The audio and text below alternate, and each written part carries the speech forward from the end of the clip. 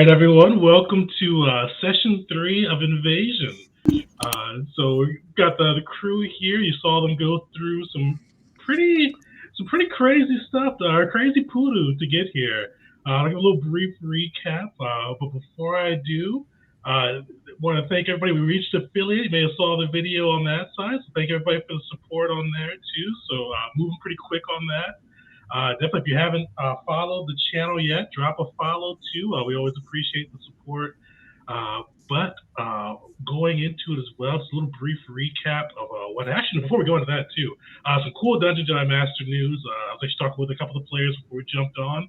If you haven't seen our Twitter or where we drop our podcast, we actually had Brennan Lee Mulligan on our last episode that came out this morning. So we got to interview him, go through his experience with the Star Wars 5e system, a little bit of Starstruck spoilers in there too with his new Dimension 20 campaign. So if you haven't checked that out, go check it out. Brennan's hilarious, brought some cool life to it. So that was kind of off my geek bucket list there. So if you hadn't watched it, go watch it. You'll enjoy it. If you're a patron too, has to go listen to it. But if you're a patron, we actually put up the video too. So if you're part of the Dungeon Jedi Master Patreon crew, you can go and watch the video and see us chat with Brennan. So definitely a little something worth subscribing there. But getting into it, and speaking of Patreon too, this will be the final session of the first Patreon adventure too for Invasion. So probably 9 hours of play on that side. So definitely, if you haven't checked, if you like the campaign so far and you want to run it for your table, check that out. And join the Discord too if you haven't. Let us know how it goes for you and your crew. But let's dive back into it. So last session, the crew got to take a bit of a breather after getting through the Chazrak, or as they know them, the crazy alien reptiles that were assaulting them in the caverns of Velia. While they were patching themselves up, they found this strange fleshy device that was on one of the Chazrak soldiers' arm or shoulders that Vars cut off. And then it turned from this little fleshy bulb into opened like a flower and revealed the face of a very weird-looking humanoid. It had a kind of humanoid build, but his face was heavily scarred and tattooed, almost ritualistically so. It looked like his bones and his cheek and his nose, even some of his other facial structures had been repeatedly broken and just kind of crudely reset. And his eyes had a little bit of a deepened, kind of sunken look with deep black ridges beneath them. And he introduced himself as Car Vas, the Yuzan Vong warrior who is overseeing the operations on Velia. After taunting the crew for a little bit and challenged them to come further within his tunnel network, he closed the transmission, leaving the crew with more questions and answers. Afterwards, the crew got to know each other a little bit more, with most of these guys being, or almost all these guys outside of Dash and Caesar being strangers. And got to learn a little bit more about their backgrounds and touch on some of the rumors that have been floating around the galaxy about them. After a pretty disastrous rapid recharge or rapid short rest, where I think Caesar definitely did. Who else? I forgot to write it down. Who else failed that? Was it Vars? Yep, all right. Vars as well. Failed that failed the constitution check for the rapid short rest. And got a little bit of exhaustion for the pair of them. They were able to proceed along the tunnels where they found some traps that the Yuzan Vong had laid out. But what was really noteworthy is they found a couple of, or four unique individuals. Three of them appeared to hail from the Republic, the Dominion, as well as Zerka. But the thing that was unique about them is that right below their right cheek, they all had a little bit of a coral growth inserted into them. And hanging up in a device that looked like it kept him in perpetual state of pain was Galvin, an Atolan Sith officer of the Dominion.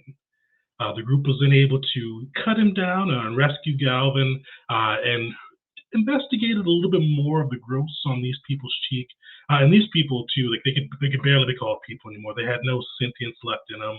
One was running into a wall, one was punching his fist into the ground, just truly lost their minds from whatever took place.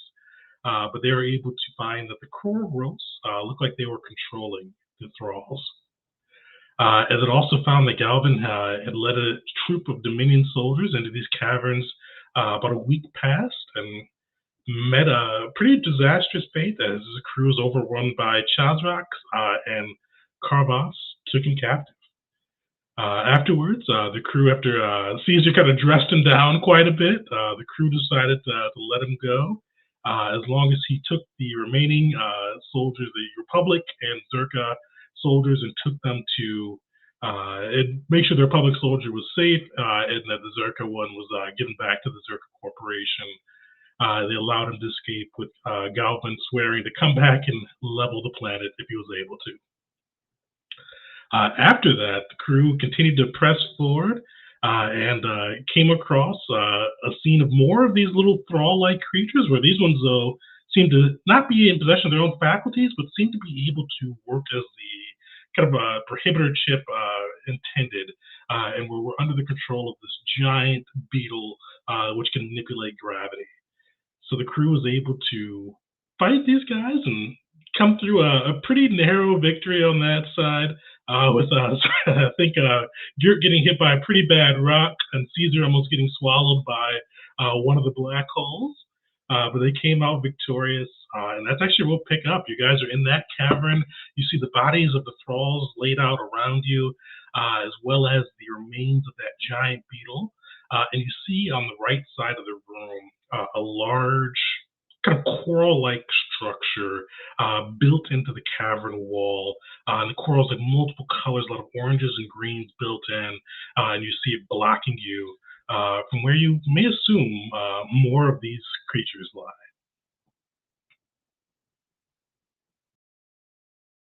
Garrett's just gonna kind of scratch his head where the rock hit him. I don't know about the rest of you, but I have had enough of this damn cave.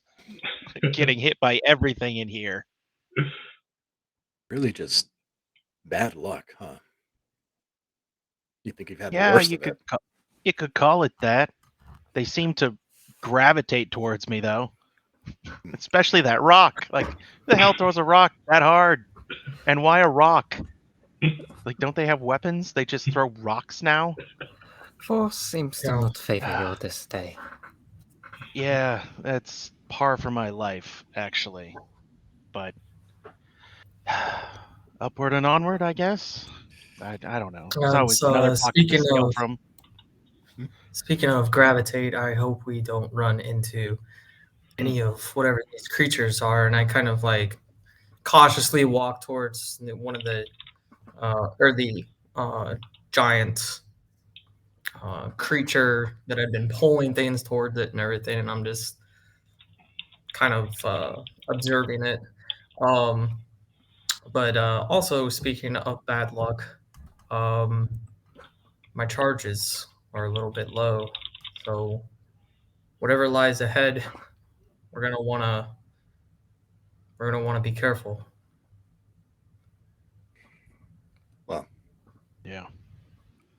Is there, as Vars looks around on the floor, does he see anything of like that might be of use on the corpses of the many Republic and Dominion and everything else that's around?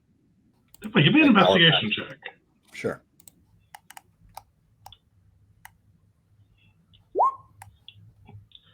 So as Vars looks around, he sees that much of kind of the technology, the gear they usually carried, had been just kind of broken and destroyed, or they're just completely bereft of it.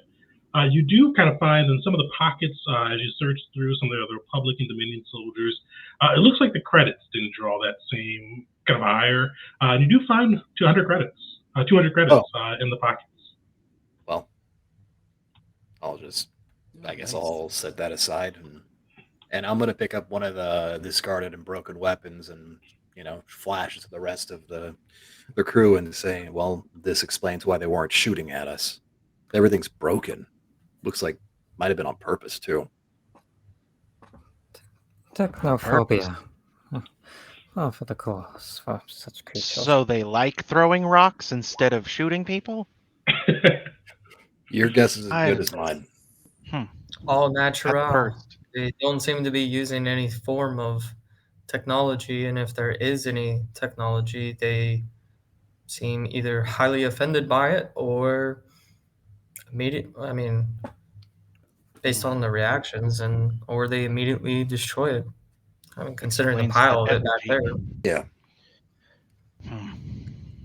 So Dash kind of looks around at all the dead thralls and the beetle that is kind of slain, and he's reloading his gun, and he just goes, "Never bring a knife to a gunfight." And he just kind of shrugs his shoulders and gets ready. Starts walking towards the next room.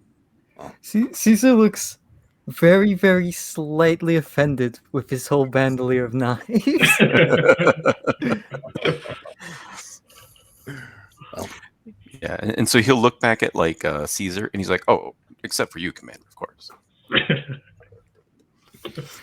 well, wise words. At He's, ease, at ease. Lars is make his way towards the doors. All right. So are you guys going right there? Or I know there's some talk of arrest. Are you guys pushing through? I don't think Caesar's gonna survive another quick and short rest. And if we get other people going in with those 2 levels of exhaustion, this is gonna turn the ways. Yeah, I don't know if it'd be safe to even. I don't think they're going to wait here for us. No, probably not. So I'm low on resources, but I think we either leave or we finish it, would be my guess. Whatever the Star Wars equivalent of yellow is. All right. Let's. Is there any obvious mechanism to open the door, or is it just push? Give me either perception or investigation checks. Your choice. Just While they're doing this, Garrett's just gonna reach and stretch out, and while he's doing that, he's gonna pull the force in and reinvigorate himself just a little bit. Use the ideal of the tranquil, and gain 2 force points, and then cast Armor of Abeloth back on himself. Nice. You got that door yet? casual stretch. Bars, you look it over and you see just kind of ridges of coral. And you kind of don't even see like a smooth opening mechanism for it. It just kind of it looks completely foreign to you, something you've never really come across. Well, I'll kick it. I mean, what else would Vars do, right? Give me an athletics check. Yeah, boy. Hey. You kick it. How does Vars kick it? I mean, your typical, police open up, kick the door in, just give it a good swift kick. Arms down, leg up. Ah! You kick it, and fortunately, you're Mandalorian. You've got that training. You've got the armor. And you kick, and it feels like kicking dirt steel. Like you feel like you kicked the side of a ship whole. But luckily, you've got that training. You've got the armor. You don't feel hurt at all. But you see that the coral didn't dent. Doesn't look like anything even moved out of place. Caesar's gonna walk over to him, give him a nice pat on the shoulder. Not to worry. At least I have the perfect man for this job. Dash, how would you like to give us a grand entrance? Yeah, so as he's doing that, Dash is already down fumbling around with his demolitions kit. He kind of looks up at the sound of the kick, and he's like, "Did you just try to kick the door? It's solid." And he'll just walk up, and he'll start arming an explosive and trying to. He'll first kind of look around to see if there's some type of mechanism to open it, or maybe there's a spot that might be a little weak, like a hinge or something like that. Definitely. Give me an investigation check. And I think I'm going to use a bonus proficiency here to gain proficiency in investigation. And so when Dash was in his special forces unit, he was then the demolitions team, which not only meant we blew things up, but we also found bombs so we could disarm them to then blow them up again. So he is quite skilled in looking for specifically in traps and how to infiltrate buildings. May Caesar give him the help action, for Caesar is also proficient in investigation. Definitely. Had a point of inspo for that one too. Oh, also too, for anybody watching, if you put in inspiration, if you see a cool RP moment, throw in inspiration into the chat too, and we'll hopefully award a point of inspiration for it too. Oh, that's rough. Oh. Yeah, you see, this looks like a real solid wall of coral. You definitely see why Bars is kicked. Didn't punch through it. But you don't really see any kind of mechanisms for opening it. It kind of looks just as foreign to you as it did to Vars on how people would get through this door. And yeah, so he just starts like knocking around, like he's like knocking on a wall looking for a stud, which is about as effective as when I do that. And he just turns around and goes, solid wall. Not sure how they get in or out. Wait, you also make us a new door then. Well, I mean, Yeah, so I'm going to start rigging up maybe one of my charges. And I'll try to maybe shape it a little bit. And man, I wish I had a breaching charge here. But yeah, I'll just try maybe just a regular charge and see if I can blow a hole. Perfect. Give me a demolitionist kit check. All right. Come on, this has got to be better luck. There we go. There we go. Yeah. Not good at finding handles or kind of whatever these alien beings use to get through the doors, but you know how to blow stuff up. You're able to set that charge perfectly, and you're fairly confident it's going to blow that door. And I'll let you describe how does that door look? This coral, heavy coral, thick as Durasteel. How does it look as you explode it? Yeah, so he kind of takes the butt of his weapon and kind of smacks a little bit of a hole, so he can kind of shove the charge in, kind of in the middle of the wall. And yeah, so it'll initially just kind of blow outward, and then you'll see the top of it like just fall down on itself. And you can tell like when that happens, like he plays it off like it's cool, but he didn't expect that. So you guys hear a loud crash as that door falls to the ground. You see it was fairly thick. It's like a good foot or two thick as it comes crashing down. And on the other side, you guys see kind of looks like a tunnel that goes pretty far, farther than you can see, lined with this kind of strange corally substance. And you see that there's kind of multiple tributaries to the tunnel that look like they're connected to it, but look like they're just kind of like more dirt and rock than the corally substance for the ones that are connected to the sides. And as you guys are kind of setting up the explosives, and just as you've been going through the cave, one thing I want to echo again is you are kind of feeling these weird tremors moving through the ground. They're starting to intensify a little bit. You're starting to feel more of those tremors, and it's kind of initially it was like kind of small and just barely. If you didn't know, if you could just think it was your own equilibrium being off, but now you're starting to feel it, starting to rattle your clothes a little bit. And now it's even getting a little bit harder to not walk, but it's definitely something that's affecting your balance a little bit. Is it constant, or do they like come and go in waves? So it's definitely more like a wave. So it'll come in for a second. Is there a pattern to it that we can recognize? Give me an investigation check, or yeah, investigation on that one. All right. Yeah, I will also roll on that one too. Perfect. Impossible. I'm throwing my hat in there for this. All right. Nice. So You got some Caesar, smart people. Geert, and Dash, as you guys recognize, you feel they're kind of in intervals, and as you kind of think about it, as you went through the cavern and kind of feel these rumbles, and you felt the rumbles even before getting into the cavern, but you started to feel them more and more. And that's one of the things you've noticed too, is that it seems like the distance between the waves is shortening. It's becoming exponentially faster as the waves become more powerful, more significant. And you kind of feel that shaking even more. And Talus, just give me a straight intelligence save. We'll do intelligence save for it. Did you say save? Save, yeah. Oh, Okay. Nice. There we go. So yeah, you weren't able to really kind of get the feel for the kind of that they're increasing, if the rhythm's getting stronger. But you did find some seismic tools as you came in to the cavern. And you still have them on you, I think.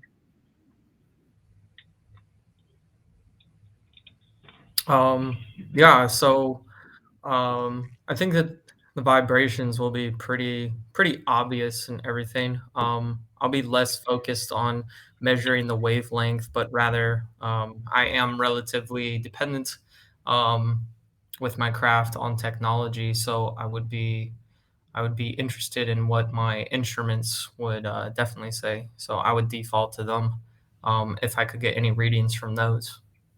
Perfect. Give me a technology check.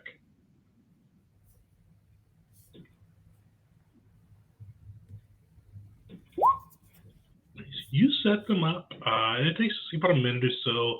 You start to check the readings from your data pad, and you start to see too that kind of like the seismic graph is all off the chart. And these are not like large instruments; you're not able to get like an exact reading, but it looks like the tectonic plates kind of around this area, and this section of the planet. It looks like they've kind of shifted a little bit. Like they're off what the readings are traditionally are for this area, and it's kind of creating a little bit of instability. Well, I will. I'm not sure which marching order that we're in, but I'm going to kind of put myself side by side with whoever the nearest person is, and just be. Uh, I don't know if you understand these readings, but what I can tell you is that this is completely abnormal for this area.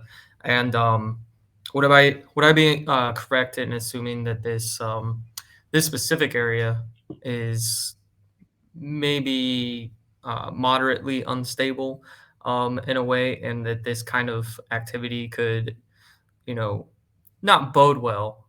Um, so if there's a cause to this activity, we should probably put it into it as soon as possible. Definitely, you know that it's if you haven't seen anything phenomena like this before, we definitely know it wouldn't bode well. It could definitely increase like earthquakes and kind of planetary instability, especially if it continues as it has been. Yeah. So I'll whoever is next to me, yeah. If this continues as it is, I mean our timeline here is not a long one. The longer that this goes, the shorter. I can only imagine what's going to happen, but it's not going to be good. And I am saying this also loud enough for the rest of the group to be able to hear me as well. So with all that stuff that we found that's alive down here, do you think is it possible that the cave's alive and is trying to like poop us out or something from all the weird stuff down here? Is that, or maybe it's Zerka's gas rig? Maybe that's somehow screwing the things up. I mean, these troubles did start after Zerka came in here and put all this crap in here, so it's Uh, possible.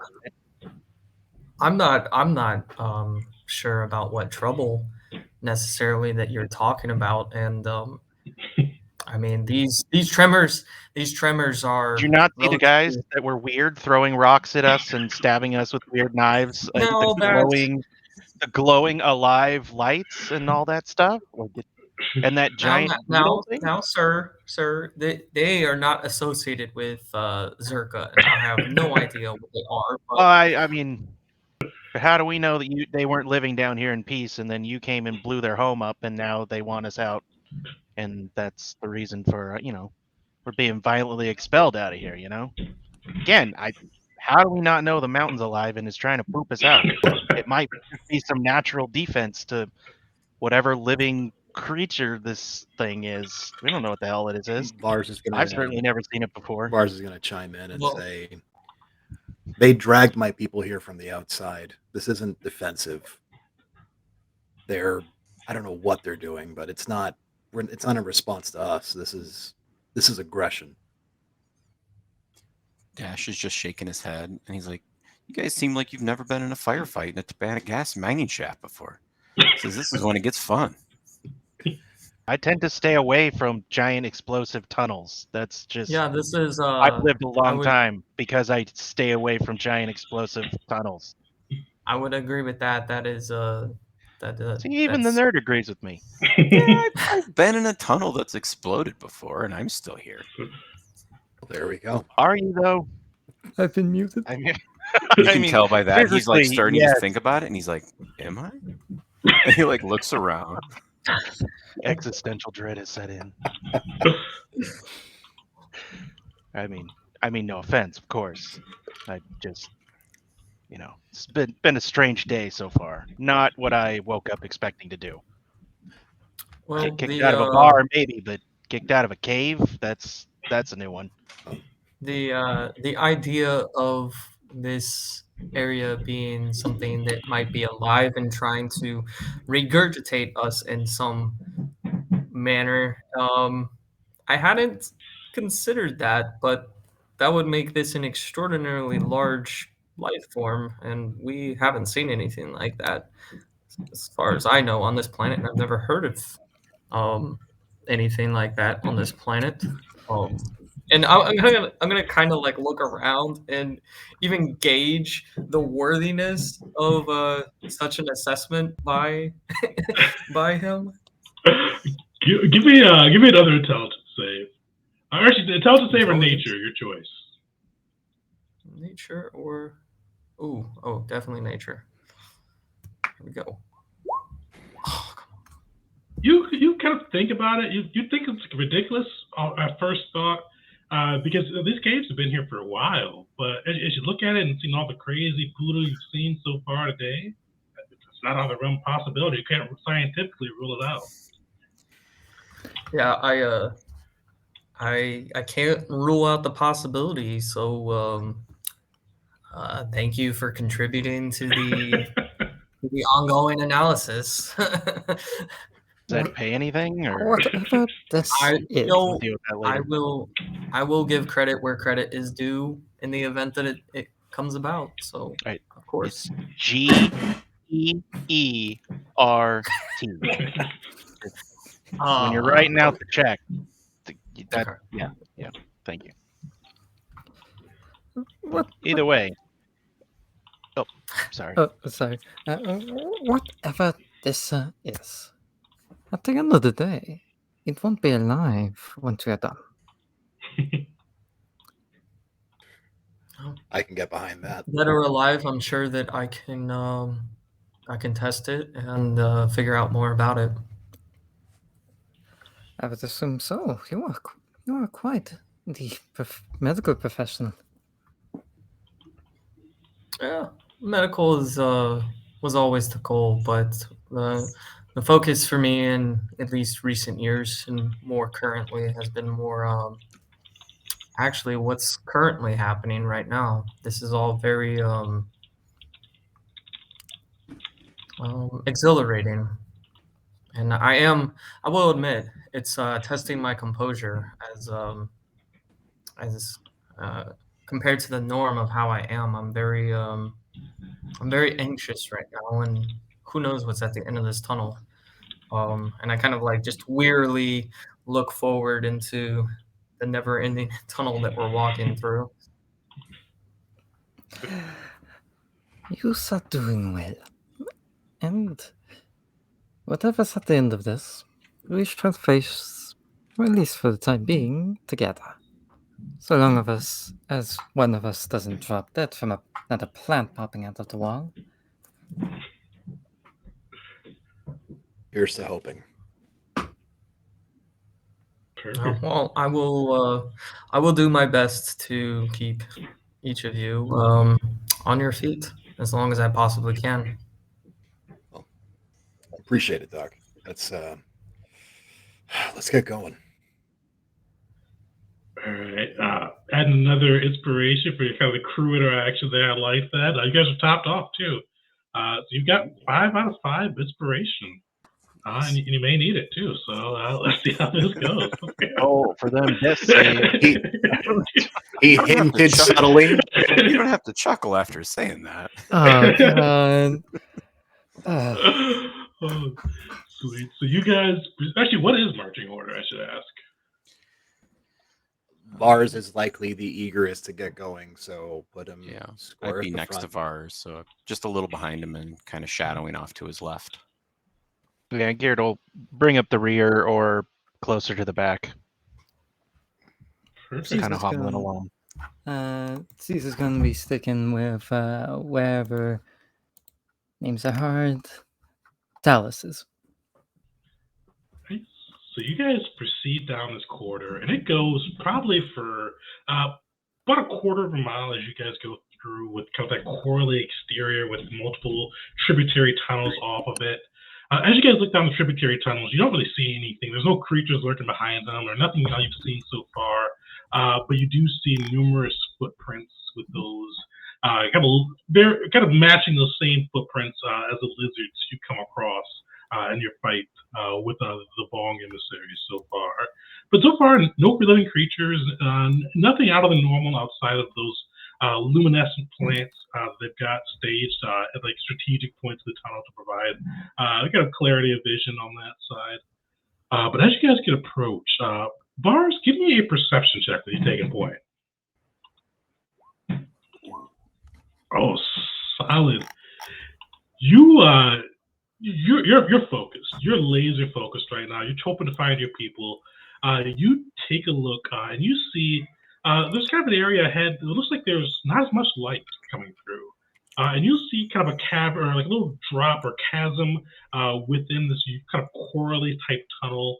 And the the chasm itself wasn't disguised. It's very visible even with the lack of light. But one of the things you notice down there with your focus is that there looks to be like a little spongy type creature at the bottom of that chasm. I'm not sure exactly what it is, but you see, like your heads up visor, whatever's in your helmet, you clearly mark that creature out, and you see it there, and you see it every once in a while pulse and then contract, pulse and they contract. Oh, and you nat 20 that too. Unfortunately, you nat 20 that is going to be a little bit of a sad news for ours. But you do see two bodies at the bottom of that chasm, and you do see they're wearing Mandalorian armor. He's gonna kind of peer over it, realize that at the bottom of that chasm lies people that he's known for years and years, and curse and kick and just he's not sure what to do with himself at this moment. And he's just gonna gesture to the rest of the crew down at the chasm and go, how did they even die? What is this? And you got an at Not 20 the wolf. too, so I'm going to give you a little bit more information as well. That you see their helmets are removed. Looks like they both have a cut along their right cheek, kind of where you've seen those growths inserted before. It looks like something's inserted there, not as large. They're definitely moving. They're definitely, unfortunately, perished. But you do see that looks like they've gotten. You see blood on their armor and kind of things like that that are inconsistent with kind of what you've seen so far from the thralls. Give me a medicine check, too, Vars. Give me a medicine check with advantage. Ooh. Oh! Another nat 20, nice. Even without the advantage, too, sick. Yeah, you're confident. You see that cut on their right cheek, but you're confident that these guys, looks like the blood and their armor and kind of the way their bodies are kind of contorted, and some of the wounds you see from just your perch, it looks like they may have died before too much could happen to them. It looks like the wounds from the crash are what took them out versus any mistreatment of the Bong or anything else that may have happened to them. How deep is that chasm? It is 30 feet. Shit. Definitely, so there's it's a kind of creature in rocky. there, So right? it's possible if you wanted to climb down it with not a average athletics check, you get down there. But yeah, there is a creature down there too. Can Caesar just start getting everyone like lined up, ready to just unleash a firing line upon the creature? Oh yeah. So if you guys want to take a shot at the creature, you're more than welcome to. Yeah, I can get behind that. And it looks like For Vars, you recognize the armor. It looks like it's Essek as well as Ona from your other squad mates. Okay. There. There. That's at least 3 down so far. There was Turk at the beginning. That was his helmet. And damn. All right. Well, Were they friends of yours? yes. You can. Yes. Let's just leave it at that. He's gonna. Sorry. It's all right. You're helping me get back at them, get back for them with all of this. So thank you. Now he's gonna kind of like gesture to Dash and be like, "There's not much you can do to them, but you mind?" He's gonna kind of like gesture at the gun and gesture down into the hole while bracing his own rifle to fire into it at the creature. So Dash will kind of just nod and raise his weapon and wait for kind of he'll go off of Vars's mark here. Do Okay. you want to get your friends' bodies out of there before we unload on them? No. I think I might be able to do it from here. Is that? Yeah. Let me check the range on that. I think force push pull could grab them, right? I think it's either 30 or 60. 60 I'm not feet. sure. 60 feet, yeah, it could. Yeah. Like, if you want, I could do it. That- Just cover me. Okay, but how exactly? So he'll, without even responding, he'll raise both of his hands and focus one at a time, bringing the bodies slowly up and out of the chasm carefully, trying to be respectful of them, but also trying not to jostle anything and trying not to drop anything on them on disturb the creature down there or whatever the hell that thing is. It's a sponge thing, is that what you said? It's like a large. It looks like kind of like a pea pod almost. So it's like a large. Okay. It has like a spongy, like fleshy look to it, but like a pea pod with a fleshy look. A giant loofah. Yeah. He'll slowly pick him up. Perfect. Anybody who's proficient with investigation, roll an investigation check as he moves him out. Yo. Nice.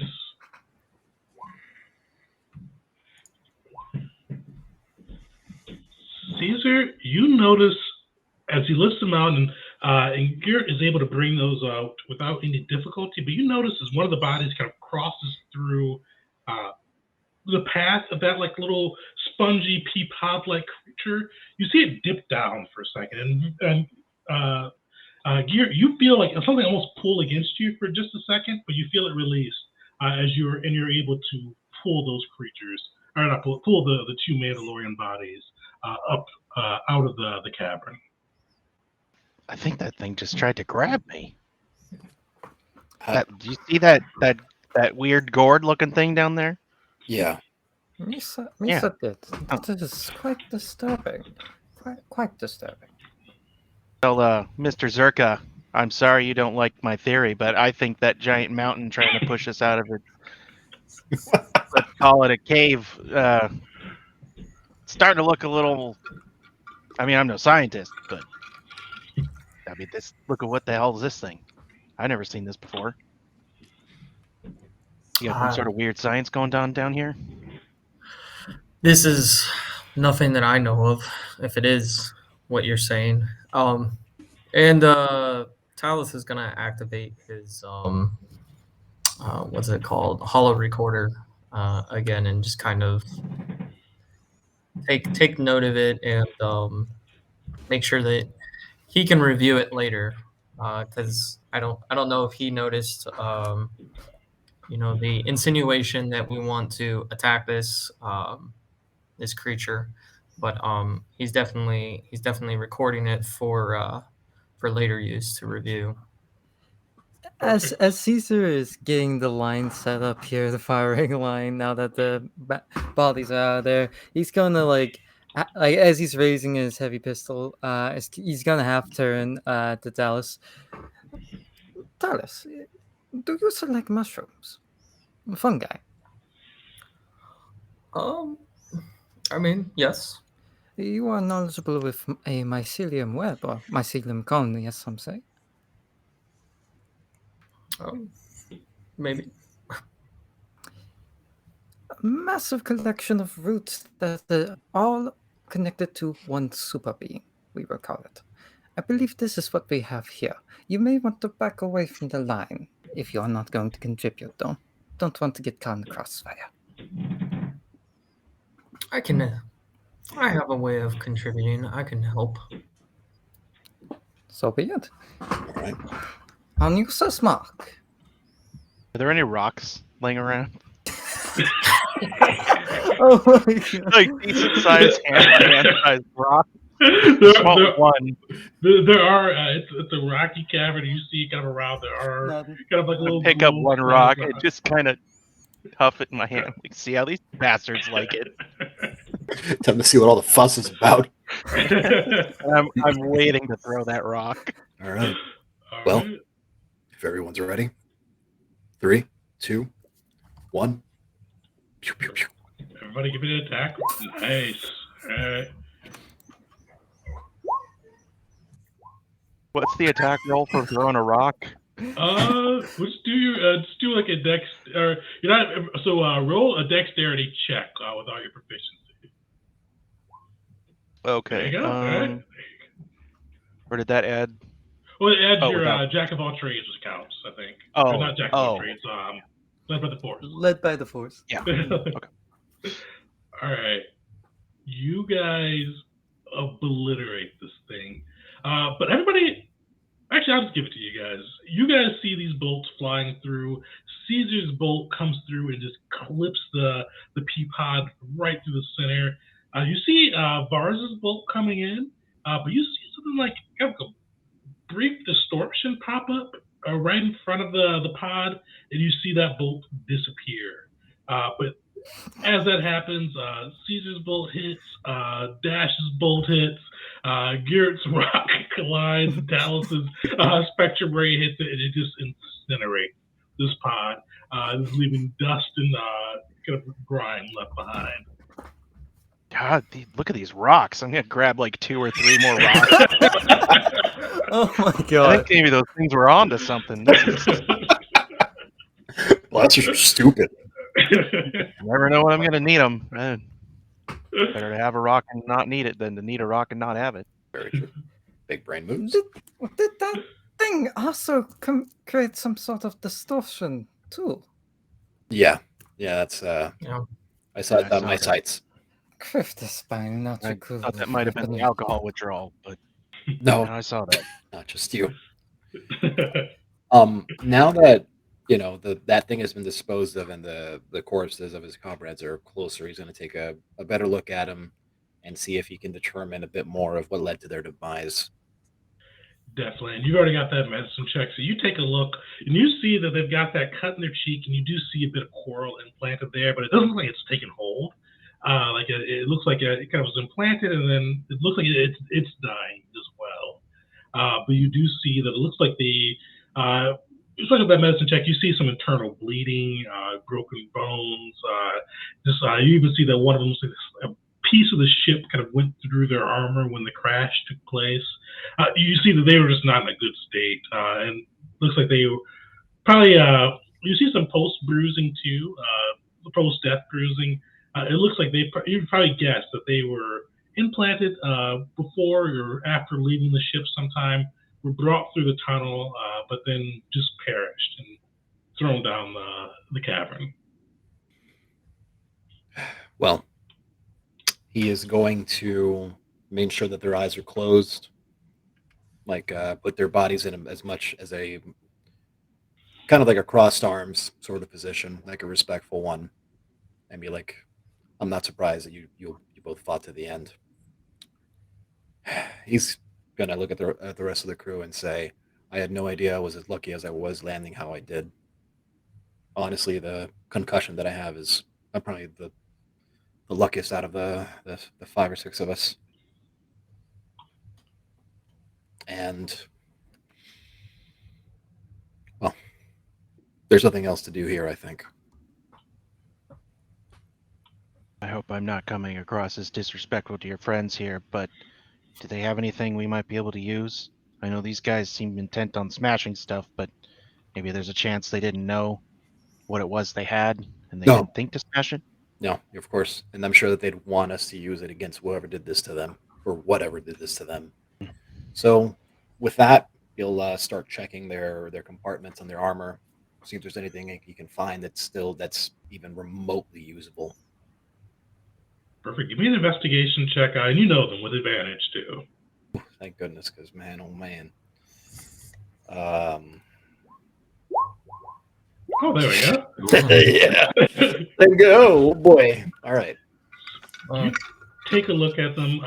You find one thing you find pretty quickly is you find just a little piece, kind of like what would it be like, almost ID size, of Beskar, and you see kind of marked with their names, their clan name, and just kind of where their home planet on there. You find both of those for the pair. Just kind of, you know that they're kept for this, so if they do fall, they're almost like little dog tags, which is a little bit different way. You know their clan with the Mandalorian clans, especially with Mandalore not only recently being returned to the Mandalorian people, or not returned, conquered again by the Mandalorian people. The Beskar is super rare to have, but it's something that a lot of the commando squads like to do just so they can mark themselves, and if they do fall in battle, they can bring it back and kind of have their stories still told. You find that for both of them. You also do find what looks to be a thermal detonator grenade socked in whose was it? You find it socked in Core's, sorry, Essex boot. You know, that's his lucky thermal. If everything went to Pudo, he'd pull it out and try to chuck it and see if he can make some change. And you find that, and it looks like the Vong weren't thorough in their search, and he still had that tucked away in his boot. He's going to, Var's is going to grab it, kind of like put it to his head, look down. Thank you. And he's going to look at Dash and be like, and say to him, I've seen that you have a certain disposition towards explosives. Is that accurate to say? And his face, when you say explosive, just kind of like you can see, like there's a little glint in his eye, and he like kind of opens up his jacket, and you can kind of see just like a line of grenades. And he's like, I have friends. Friends. Realizing that Dash is, he's here, but in his own way, I guess is the way to put it. He's going to say, would you like a very bright and vibrant new friend? I think you could put him to use. And he's going to flash the thermal detonator. And so, yeah, when he sees the thermal detonator, he kind of gets excited for a moment, and then and he actually pulls out a marker out of his pocket, and he says, first you have to name him. And he like hands you the marker, and he shows you his grenades, and they literally have names on them. Well, I don't know how Essex would have felt about this, but he's going to write Essex's name on it. Seems only fitting, I guess. And pass it back along with the marker. Dash will take it, and he'll stash it in. It's inside of his jacket. If you can make use of it to bring down Car Vas, please do. We need to this is just personal now.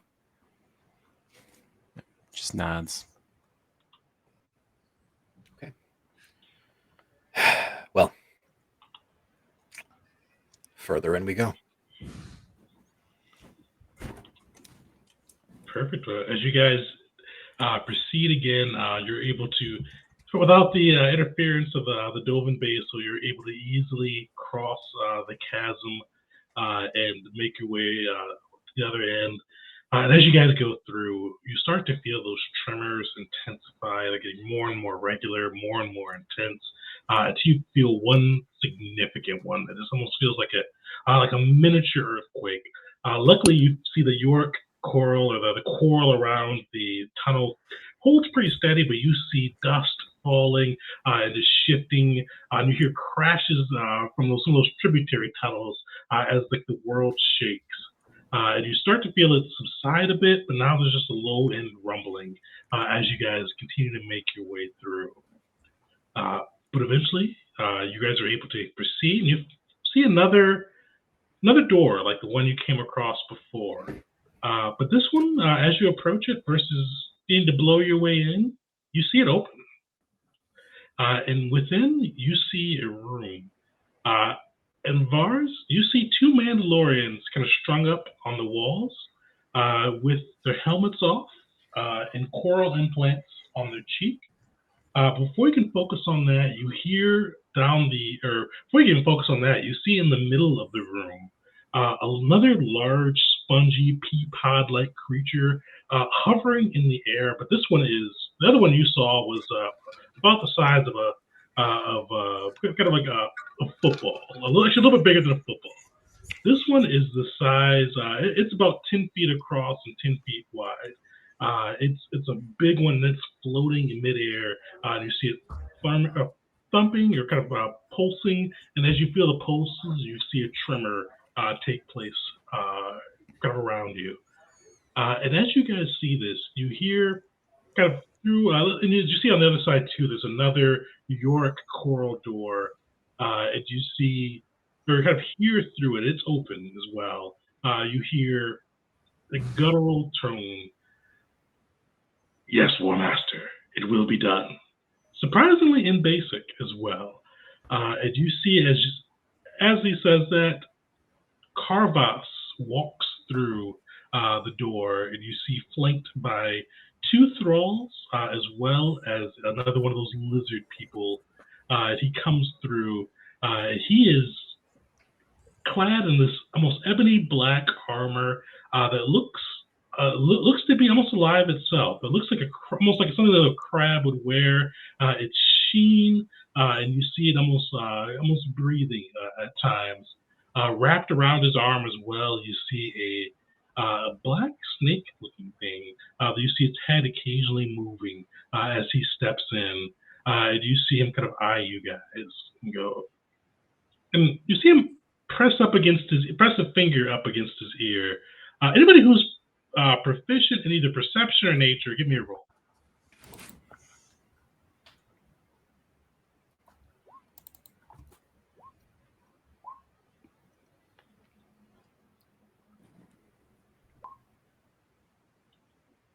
Talus, you see, just as he pushes his finger in, just kind of really surprising sight. You see like a little, almost like a gray wiggling, what I guess is a worm, kind of near his ear, and you see him press it back in, and you see him begin to speak.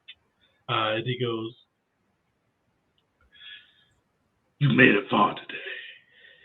You, not honorable, but you have fought and done well as your people can, with your blasphemous reliance on tech. You've done what little you can do, and know today that I will claim your life in the name of the Yuzan Vong gods. That is far honorable than you can expect." Oh, go ahead, man. You're so one ugly mother griffer. Caesar's only reaction to like seeing this, like normally as well, just mouth slightly ajar, just like he's kind of like very surprised at seeing this, just like just goes just what was the movie? Predator. I think that just like that reaction right there. Spirit's only reaction is to drop his hand to the holster where he keeps the heavy blaster and to pick it right out of the holster, and then he'll prime it with a force point. It's like, I'm taking no chances with this bastard. No words, just ready. kind of unfurl his arm. You see that wrapped up snake that was around unfurl itself and then harden into what looks to be a spear-like weapon. And you see him kind of take a battle stance and says, "It'll be a glorious day. You all will meet your deaths at the hands of a true warrior. When you meet the gods, tell them Car Vas sent you." And you see they kind of touches the ear one more time. That little creature wiggle around, or Talus notices that little creature wiggle around. You guys, roll me initiative. After his last little spiel there, Caesar goes from that gape to just smiling again. He's ready.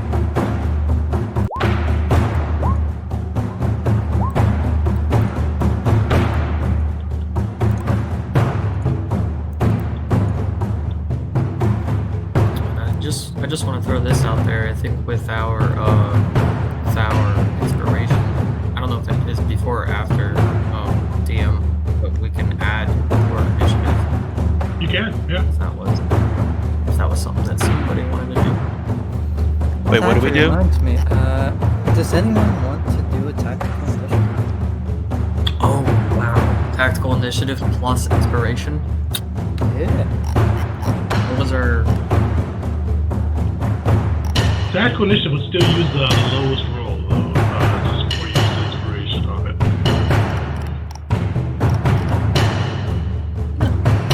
How do I add my initiative? I rolled it before I had the token out. Oh, so if you roll again and then click it on, go find your name and then click by the number, it'll let you change it. Okay, so Oh, so you're already in there, so yeah, go find your name and then click the by the side and then put in the correct number. let's see.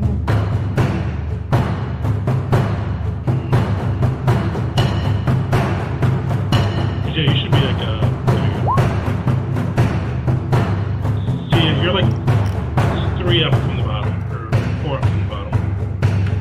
Yeah. Oh, looks like it put you in twice. Yeah, so I rolled it, a token wasn't there, and then it didn't populate it. And then I had to roll it again to populate it, and then just put the new number in. Yeah, just put That- put the original number, the first number you put. Yeah, that was the 21. Alright. I'll double check. Anyone up for tactical initiative? Sure, that sounds like something Dash would do. Alright. We all come in kind of at the same time. Yeah, so you guys I'd be just go. down for it. Alright, so who's all doing tactical? I'll do it. Caesar. I hope I'll you do all it roll too, terrible even though- as I did. I did really good, but I'll still do it. I thought if we were coming in as kind of a team, I think the idea is we all hate these guys. I don't care what the hell. Just gonna shoot them at the same time. We could also burn an inspiration to turn the 7. We move on to a 17.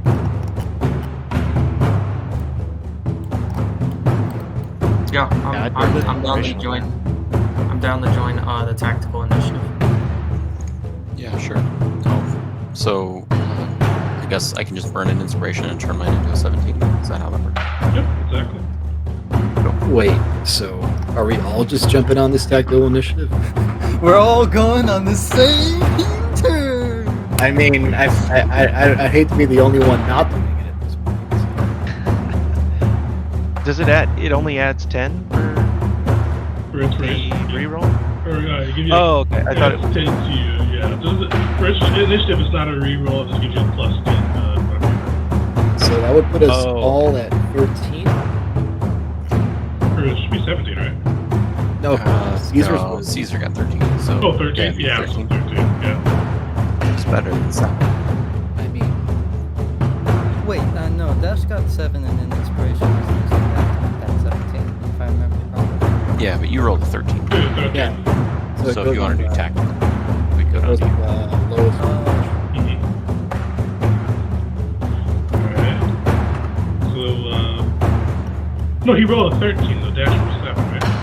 Yeah. Yeah, so Dash is the lowest, so it'll be a 17. There you go.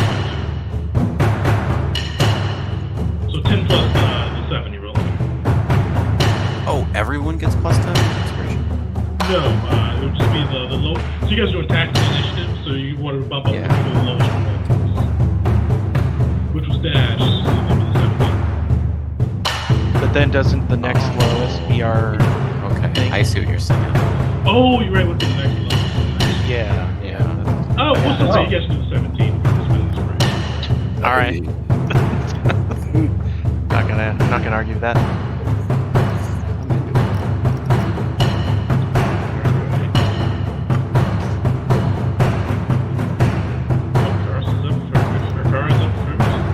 So you see the apple staff unfurl around his arm. You see kind of a predatory grin. You got to strike up on his face.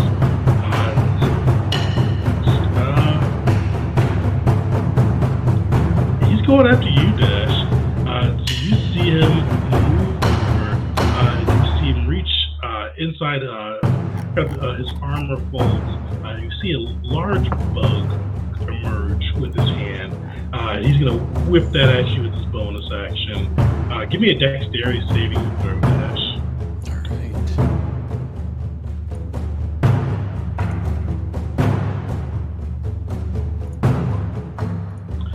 Sweet. So you succeed. So you just take half damage on this. Well, actually, no, I didn't do half damage. So you're able to dodge the thug bug, and you see this large, just brick-looking like bug. And he hurls it at you. You see it coming, but luckily you're able to dodge aside just in the nick of time as it comes. And you see as he sees that fist, he charges forward, his staff whirling about him, and he is going to make 2 attacks with his blade, or with his apple staff. First attack. Oh, he'll miss on that one. Second will hit. And give me a strength saving throw. Nice. You see he kind of goes at your legs to try to take you off your feet, but luckily Dash is able to keep himself standing as that apple staff blow cuts in to his leg. Try to parry some of that to reduce the damage. So you get a little bit of that reduced off, but you see him just smiling at you. Apple staff in his hand, the head wiggling, and you see him just looks great. Alright, the Shazrak is up. It is going to aggressive towards, and it's going to go after toward you. You see it kind of waving its clothing at you. And you see it lash out twice as it approaches. As it's running.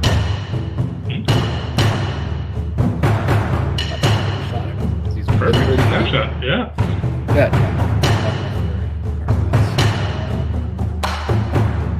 Yeah, alright, basically. You see the blaster bolt burning past him as this lizard runs with single-minded focus to slash that poor weird hits.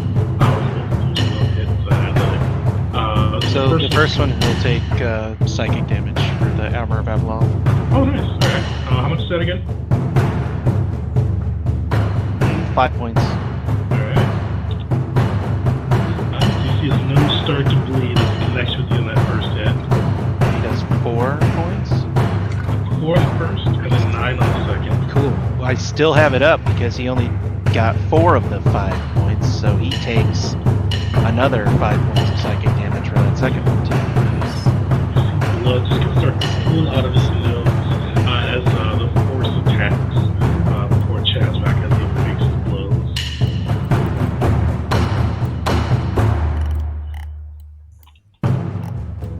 Should have used a rock. I just noticed that Mandalorian in the corner there has a thing on the initiative. They do. Sweet. So the thralls are up. You see these guys are going to each pick up a rock, but this time they're going to target Vars and Talus. You see these creatures just kind of like stumble forward. It's with the rocks. Vars first, Talus second. So that shouldn't be an advantage. So that first will miss. The second will too. You see these thralls are nowhere near as proficient as the ones that came across poor gear. And you see those rocks just go wide. Alright. As you guys see this, you see the vines that were holding the two Mandalorians. Vars, you would recognize these. The one on the left as the one on the left as Venus, and the one on the right, you see he's without his helmet, face bloodied. You see that gash on his right cheek. You recognize as your pilot, Turk.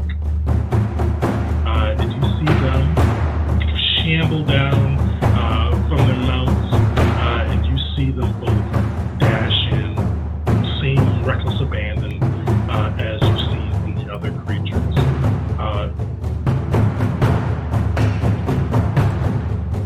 Alright, so the group turn is up. Who's going first? I kind of want to claim that was Caesar for something in particular. I have no objection. So the only thing that I will say is, so I pull out E6, the grenade, and I arm it, and I say, Vars, you're going to need to clear out. And I'll tell you to move down here, your turn, if possible.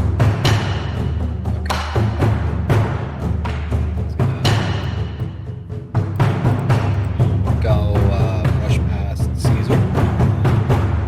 2, 3, 4, and then right here. And so I think if I put the grenade right here, and it's a 20-foot range. So there, there, there, there, and there. The Revenge of E6. Yo!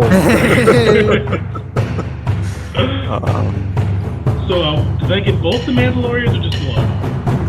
It'll just get, it can't get this one over on the far right. Alright. So everyone but this guy is gonna miss, but it'll hit the lizard, this guy, the other Mandalorian, and the two thralls. Caesar doing something with this? That's what he was. Yeah, sorry, Caesar can go ahead and do what you need. Oh, okay. Caesar's going to unleash threatening with an action onto the main lad right here. Trying to threaten him. What does Caesar do? Caesar just has this look in his eyes that any pit fighter would recognize as today you chose a bad day to exist. Alright. You see him meet your glare, and you see him smile. He is unfortunately immune to being frightened. You see him gonna glance back at you and go, I will save you to sacrifice to the gods. You have the warrior spirit. That's revenge from Anya, and Caesar got that point to him like he gets it. And he is going to move forward one, and then back to try and go down and attack of opportunity to take away this guy's reaction. He will slash at you. Give me a perception check as you get kind of to the side. I'm like that. That's a 6. Yeah, you see his staff flying at your face. You don't really have too much time to get a look. Alright, he's gonna miss. Bad roll so far, And finally, bonus action to get Talus a little bit further away from the blast radius here, getting the healer to a better position. Nice. Oh, I can move? Yes. And you can, I believe you can end your speed anywhere within 5 feet of Caesar too. Oh, really? Okay. Yeah. In that case, I will definitely move as far away from Big Bad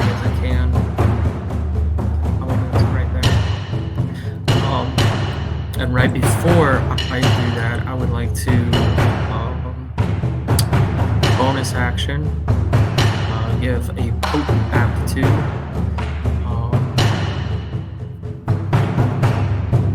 Why am I forgetting your name? Dash. Dash, you have a potent aptitude. I'll hold that for you in a second. And then I'm also going to action invigorated mix to give you some temporary HP that lasts until the end of my next turn. So here is your THP. I will link potent aptitude for you to read at your leisure, but it'll give you, I believe, a D4 to add to attack rolls and saves and things like that. That was a lot of time. Nice, cool. So go ahead and roll the. So I'm gonna prime E6. Sorry we didn't get to know each other better, buddy. And I'm gonna chuck it.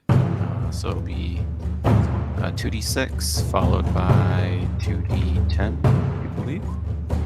Oh, terrible roll on that one. Can I inspiration damage? Yeah, you can. Yeah, I'll inspiration that last damage. Yeah, There we go. much better. And which is fire and which is kinetic? So the first one would be fire, the 2d6, and then the second will be kinetic. Perfect. I can remember how I was set up on that. All right, let's get some saves going here. So they take half damage on a save, and if they fail, they also get knocked prone. All right, throw 1 by the door. Throw 2 by the other side of the door. Failure, so the right throw over here fails. Let's do Car Vas itself.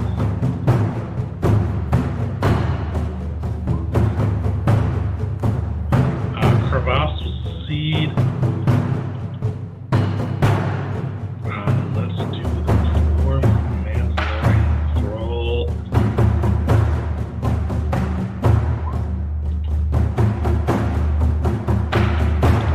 And what was so she shouldn't have disadvantage. What was the save on that? 14. 14 will fail, okay. Alright. Sweet. So you and actually yeah, I'll let you describe it. Guy on the right hand side is taken down, and the Mandalorian is knocked to the ground, looking like she's dying. The lizard there too. Oh, the lizard there too. It looks weird on the map, but they're all within 20 feet. He'll fail as well as he is still up, but he is looking rough. Nice, yeah, so this goes off, and you can first see it's like a kinetic pulse that just rocks the entire cave, and then that's followed by a flash and an explosion of fire that bursts out.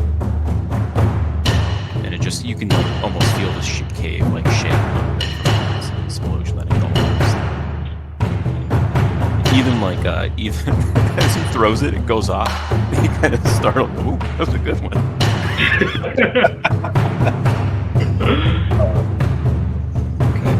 Wait, does that mean that the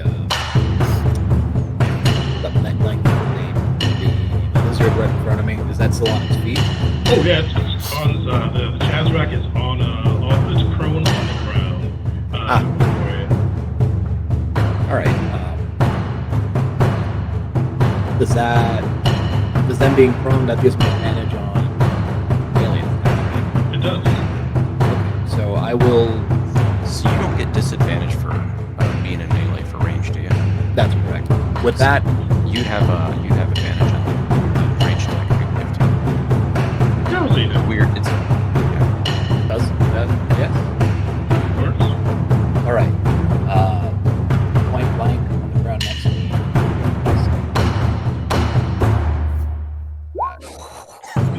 Okay, who needs it, man? And I'm gonna go ahead and use the loading attack. Throw in that extra ouch. Alright, finish him.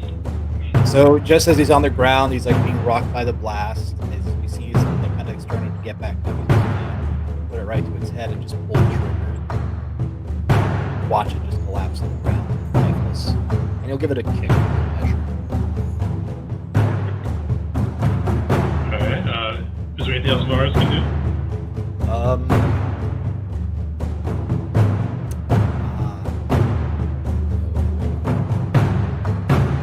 Nope. Not right now. Perfect. Are you holding position or are you moving at all? I scooted that. Oh, okay. I'm gonna hold there. Alright. And Mars, give me a perception check, too.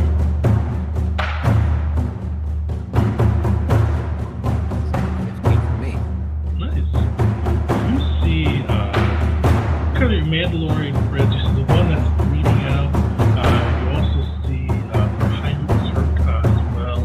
And you see they both have like the implant in there, but the implant's a little bit smaller than you've seen from some of the other thralls, especially the ones in the back of the room. A little smaller, a little different. But you can always get a brief glance of it between the explosions and the gunfire. Alright. All right. Here is everybody else. Talus is Something. I think. Talus, did you do your thing? No, here he did. You're right. Yeah, Yes. he did the tutorial. So it is good. Yeah, it's good. All right. He'll turn to Vars and be like, "Oh, thank you. I didn't know how that was gonna. Why they always gravitate towards me? I'll never know." And with that, he's gonna pull out the heavy blaster and kind of look around. He sees the Mandal up to the right, and then the giant explosion and Car Vas still standing there. He's still up, right? He's still up. Oh, and actually, too, I forgot to mention that. So the fire looked like it did what you expected. You saw him kind of nimbly dodge as the explosion went off, soaking up the armor when they could. The fire burned him. And you see the next shockwave hurt him. It's not as much as you'd expect. With that, he's gonna kind of look, figure out who the hell do I shoot at? I don't know who to shoot. He's gonna use the Force and use Phase Strike to line up a shot and give him advantage on Car Vas, who's still standing after being hit by a thermal detonator. That here, I will post that because there's a lot of text. So I will have this up for concentration. So I don't remember. He's right. And he's going to do a heavy pistol attack. Alright. That'll hit. Okay, so we do the damage for 4 energy damage, and then we've got another 7 energy coming in for a total of 11. Just firing right at his head. You see the blast strikes true, hits him. You see that looks like his armor kind of takes a little bit of the blow out of it. You see almost the energy washes over it a little bit as the bottom crab armor kind of protects him. It's a little energy absorbent. Like, oh, what the hell are these guys made of? Seeing that, he's gonna take a few steps back and not be so clustered. He's still, I think he's still in range, right? I think I hit the wrong thing. There we go. Okay. Yeah, he still wanted to be in range. He just wanted to get some maneuverability. And I think that's turn. Alright, I think that's everybody, isn't it? Sweet. Car Vas is done. See, he is just grinning, but he is going to disengage from you, Dash. So if you have a melee weapon, you can take an attack of opportunity, and he is diving right towards Caesar. And you see he is just grinning, kind of a little, not bloody, but like you see a little banged up from that thermal and the blaster, and he goes, "You have the spirit. You will be aware of the sacrifice." And you see him leap forward in his assault. I'm sorry, the only thing I can imagine is the "oh, you're approaching me." Approaching me me? Bar's gonna fire off a shot. Take a shot at him. Could Caesar actually hold up a hand like, no, I'll take it. Oh, yeah. Caesar would like to turn down to help you. Or actually, I'll leave it to Bars. Yeah, Bars. How does Bars react to that? Astonishment, he's gonna shake his head. He's gonna take a shot anyway. What the hell? He wants to kill this one too. It's like,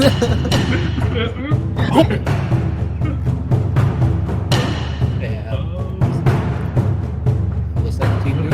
17 just hits. Nice. And Dash won't take an opportunity attack.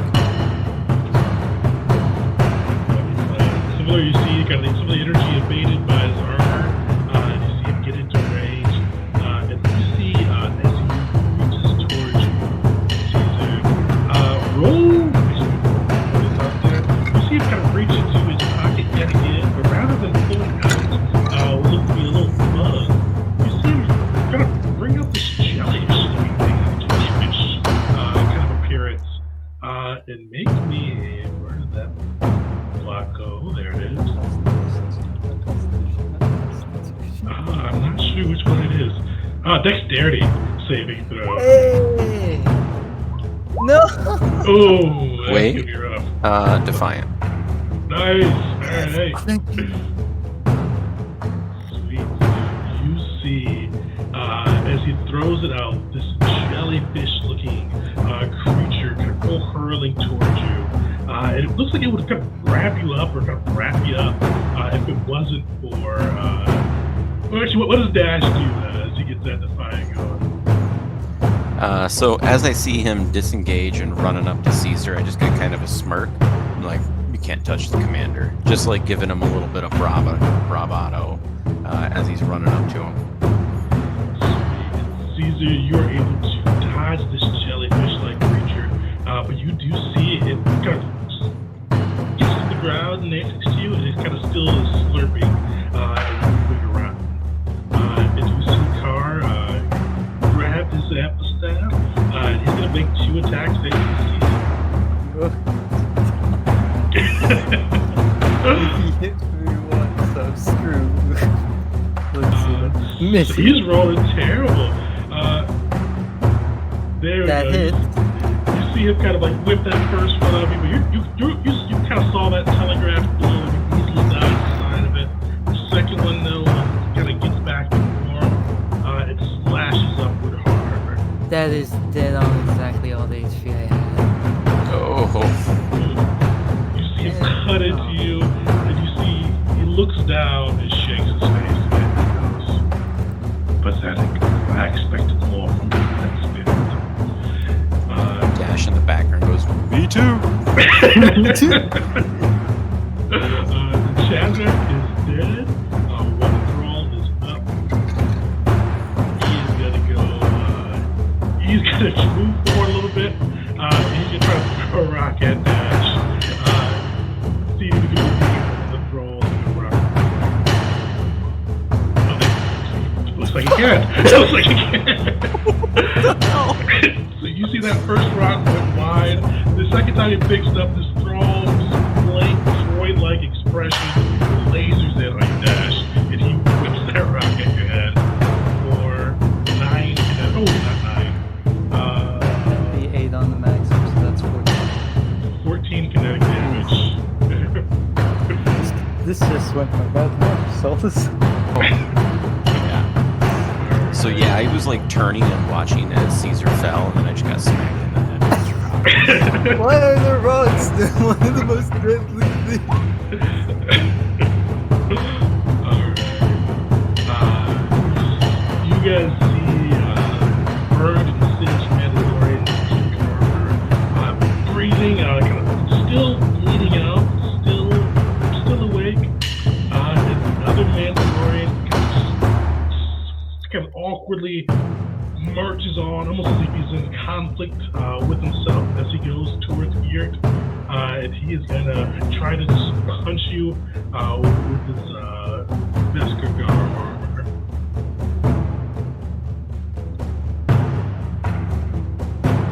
15 hit you, Gear? I think so. Let me double check. It looks Pretty like it sure just it hits. Yeah, it just does. I don't.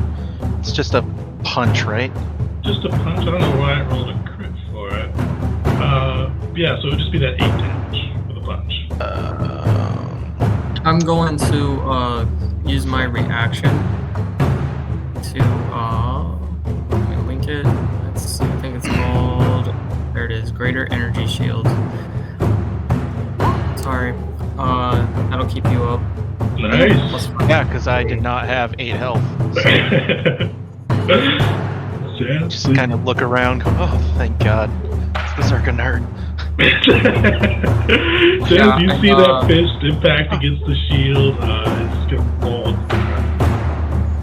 And I'm like really distraught at the fact that Caesar's down, and I see him go to take the hit, and I'm just like, no.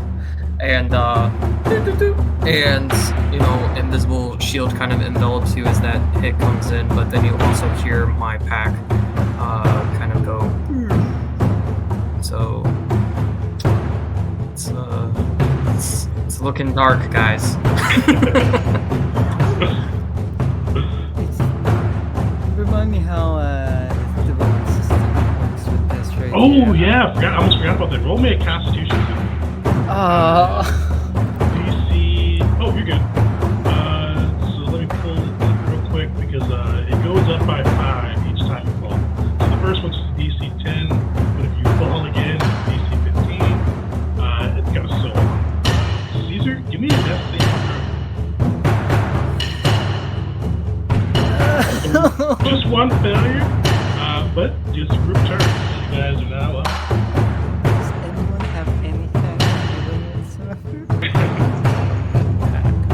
All of mine, I have like a sieve that I can do, but it's restoring my own hit dice to myself, so it's only good for me, unfortunately.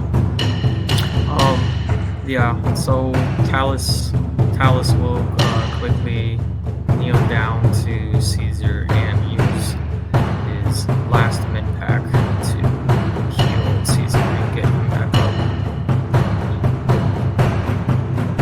So a little, I was cleaning. I had forgotten I had the 6 temp hit points, so I gave those hit points back to him. So I got Oh, good. as well. So how is he looking? Is he? I know he's taking a little bit of Car Vas. How is he? He's battered and burnt, but he doesn't look bloody yet. How much does that med pack give back? Hit die.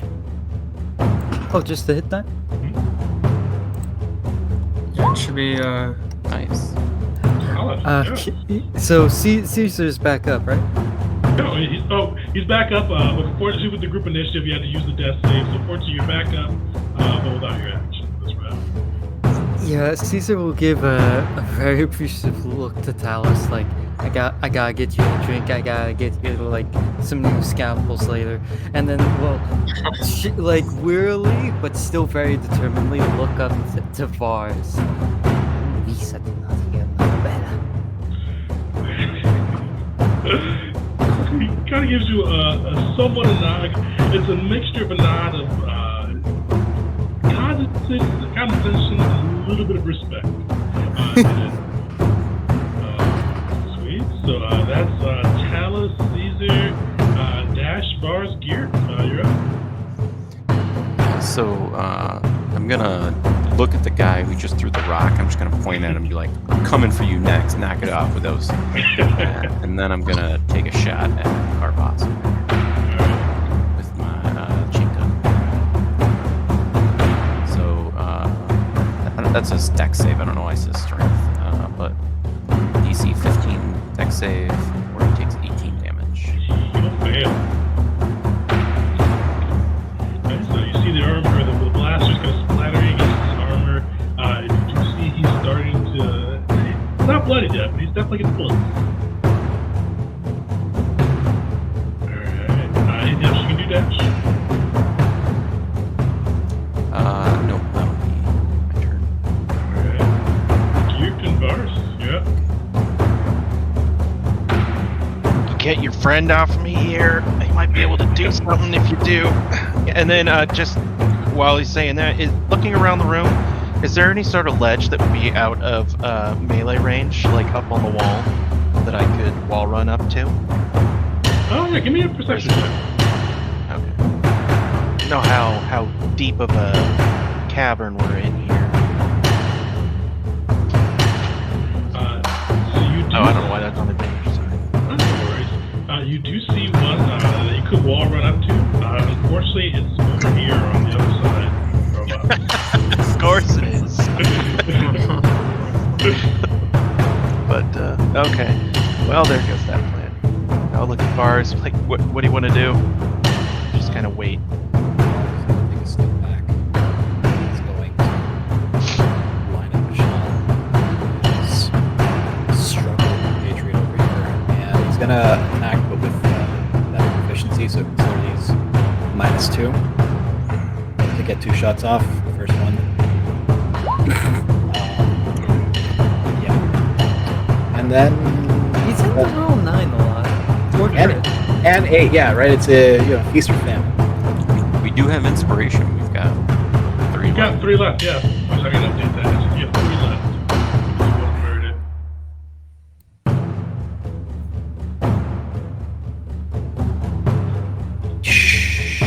Sure. That just gives me a reroll, right? Yep, gives you a reroll. That'll hit. Nice. Thought it'd be another 9. Never jinx it. Roll some damage first. Okay.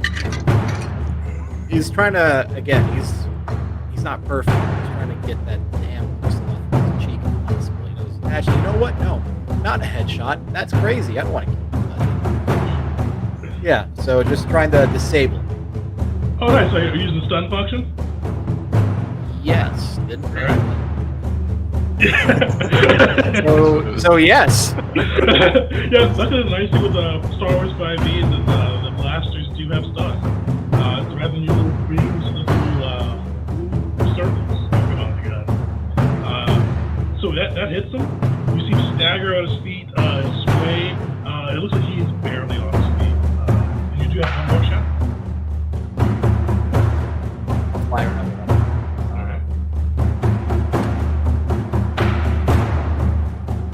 Hit too. Hey, look at that. You see the blue rings envelop him. He comes crashing to the ground. Okay. Nothing to worry about. Alright, Kier, you're up. Yeah, watching all that happen and seeing the Mandalorian fall at his feet. He's like, oh, thank God. He's gonna step back a bit. Still within range, I think, to get that perfect shot off. But he knows he needs to take a second to himself, or he's not going to last much longer. He's going to reach down with the Force and use the dark side to kind of stitch some of his more serious wounds back up. And he's going to roll hit die with Seed. Where is that? Gain 4 health. Not a lot, but I'll take it. Call up on the dark side to keep you up. You see Car Vas back into motion. He's gonna take a look at you, Talus, and go, "That was my kill." As you see him whip his staff around, And it still can be. he just slams it down at you.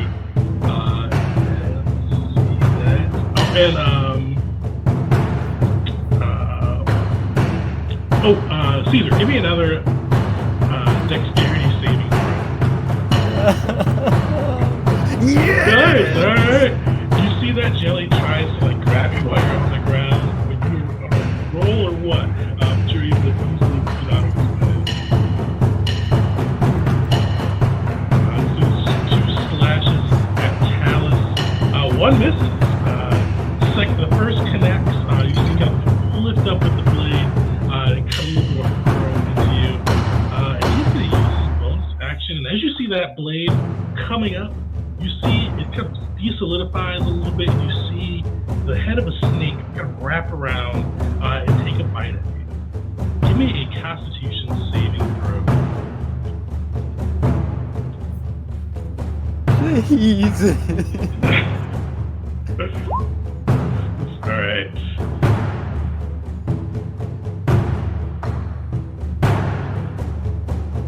That was a rough one. So 13 poison damage, and you are poisoned until the start of end of your next turn.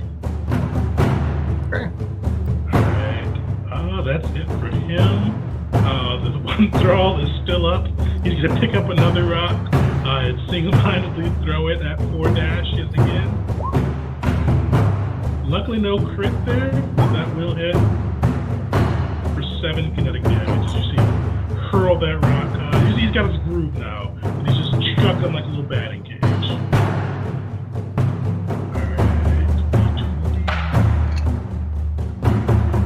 Still see the Mandalorian in the pink armor bleeding profusely, banged up in that thermo, but it's still breathing. And the crew is up. He's just gonna get up, toss away his blaster and his shield, and pull out 2 daggers, like 2 just straight up knives from his bandolier. Give me an athletics or acrobatics check. Oh yeah, that's a thing. This is Oh, nice. like, and he looks like really down and disheveled, but all of a sudden just up and ready to go. Action, bonus action. Oh, that sucks. I imagine it's just like he gets a bunch of slappers off, but each one is just on the armor. Like whenever he thinks he like got into like a nick into it, it grabs all the way down. Inspiration. You do have inspiration. You guys have 3 left. I'm willing to use this. If you guys are willing Go. Yeah. 7. Oh. Yeah, he just keeps stabbing and cutting, and at the end, he's just looking at this guy. Have something. Look at his knives in the armor. Like, genuinely impressed. Car looks surprised as you like bounded to your feet. Like you move faster than you can see for a second, but just as your knives tink against his armor, you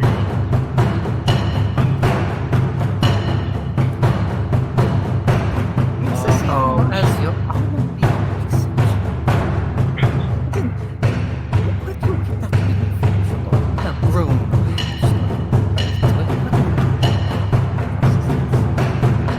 see him disappear. No response. Holding his blade. We're holding his staff. Just ready to strike. This is just smiling. Alright, who's up next?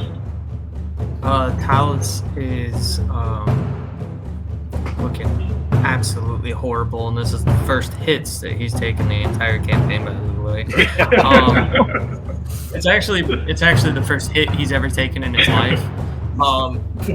And he's just kind of like hurting really bad. He kind of reaches back, touches the pack, and you see this like launcher, like tiny launcher, kind of come out of the top of it, and it just goes tunk, and it's gonna have a 10-foot radius, but pretty much it's gonna land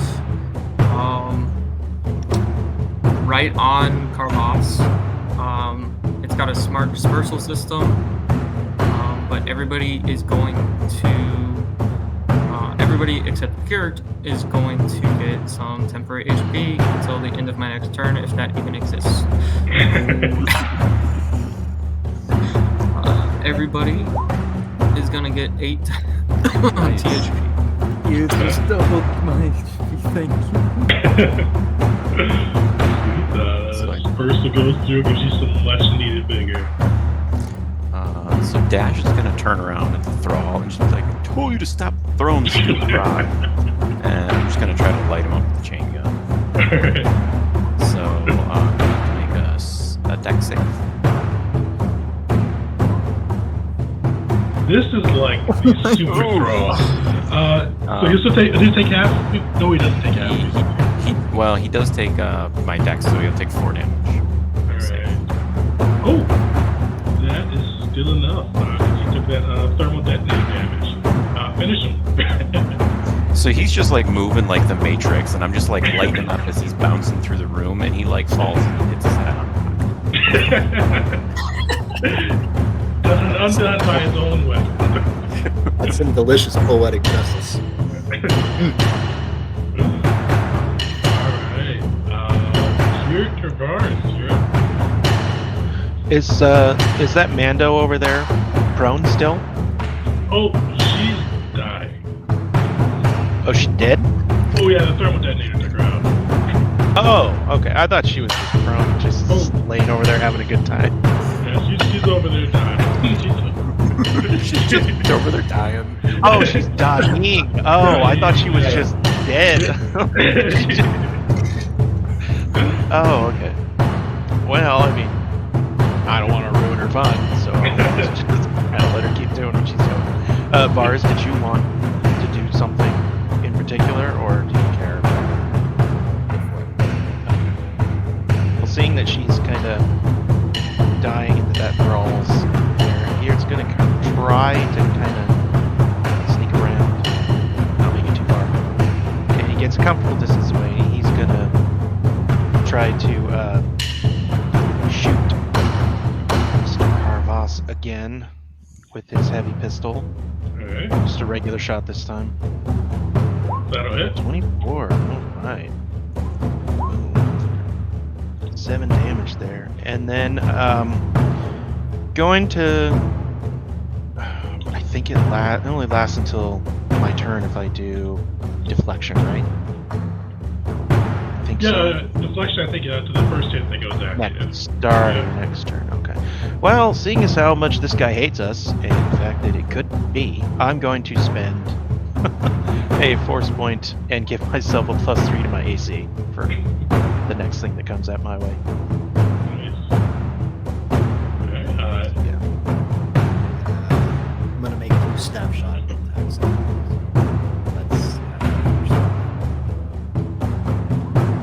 I'm gonna roll Defiant on that one. alright, perfect. Unfortunately, that would just miss. Okay. And either way, no, that would have been less than -2 anyway. So for this Nice! next 2, Nice. Here we go. Yeah. and I'm gonna use that doubles every die, right? Yep, every die. Or no, it doesn't double. What it does is it gives you max on one of the die for every dice. Or for every thing. So that's 4. So that's 12. Right. So the calculation was all weird. Yeah, so 8 on that first one, and then it'll be another 8. So that'd be 16 will be 16, and then I'm gonna use pushing attack. nice. So, and then I'll roll another d4 Oh, damage. so you get a 4 on that. So that'll be 7. So you max out. You need one of the. So each die, you max out one. Gotcha. Okay. Yep. Damage. So you max out one die. So that'd be 7 plus 16. That is. Yeah. So he's bloody now. You see, he's bleeding from multiple wounds, and he's extreme. Yep.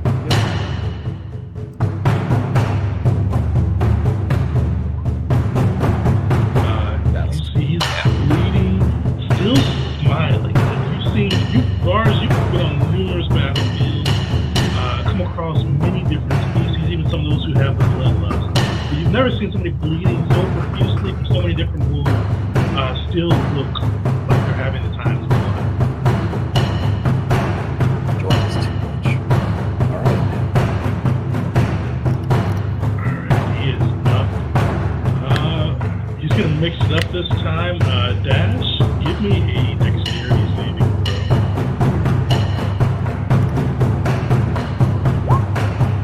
So Dash, you feel this jellyfish surround you.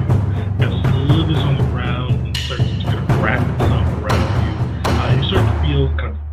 taut and twisted as it pulls you down and restrains you. And he is gonna mix it up a little bit. You see his staff shifts from being a staff into a more snake-like whip. He's gonna take an attack at both Dash as well as Caesar. So Caesar, Dash, you're up first. Keep in mind these 8 temporary hit points, they're going to be needed here. Caesar, you're up second. That just hits. 17 does hit. Alright. So Dash, your damage, you see him kind of whip it out, and the snake comes towards you and slashes into you. And Caesar, you see it whip out and come at you as well for 7 kinetic damage. Is that considered a melee attack? It is. Can I parry it? Yeah, sure. Yeah. All right, so yeah, I'll go ahead and try for a parry here. So I'll reduce it by 5. Nice. And how many tentacles? 8. 8. Nice. Yeah. All right. Yeah. Ooh. How is your life saved? Yeah, right? I had 2 HP, so. Alright. Death save. So you see the pink Mandalorian cough up a bit of blood as you're kind of taking some labor breaths. And the crew is up. Can Caesar yell something out to Var's request? Yeah. You so truly want revenge on this thing. Do not aim to kill it. Instead, incapacitate it so we can take it prisoner. If it dies here, it dies a warrior's death, and that's exactly what's going to get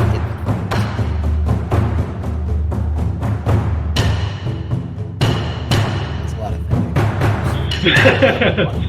Aim for the knees. Yeah. As you say that, I've got this jelly thing wrapped around me, and I'm like bleeding profusely and like barely on my feet. I'm just gonna try to point at Car Vas and just fire. Like, just don't even know what's going on. Just trying to lighten it down. Alright. He will have advantage on his save as he tries to dodge your point blank fire. So you will save. How much does he take on a save? 4. Alright.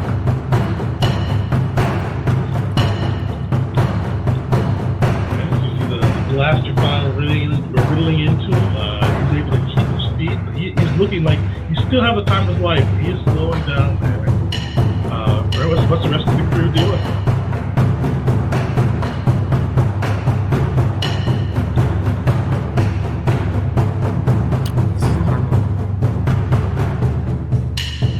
To take him down. I don't think we'll survive another one. And if we do, it'll be by the skin of our teeth. I still got enough shots. I'm going to take another 2 snapshots at him. See how that goes. Consider these -2. Yep. Should I burn one? An inspiration? Yeah. Yeah, now's the Yeah. time. Yeah, now's the time. Okay, so 20. Nice. And if that connects, That does it. okay, I'm going to use goading attack. So, Alright. make a wisdom saving throw.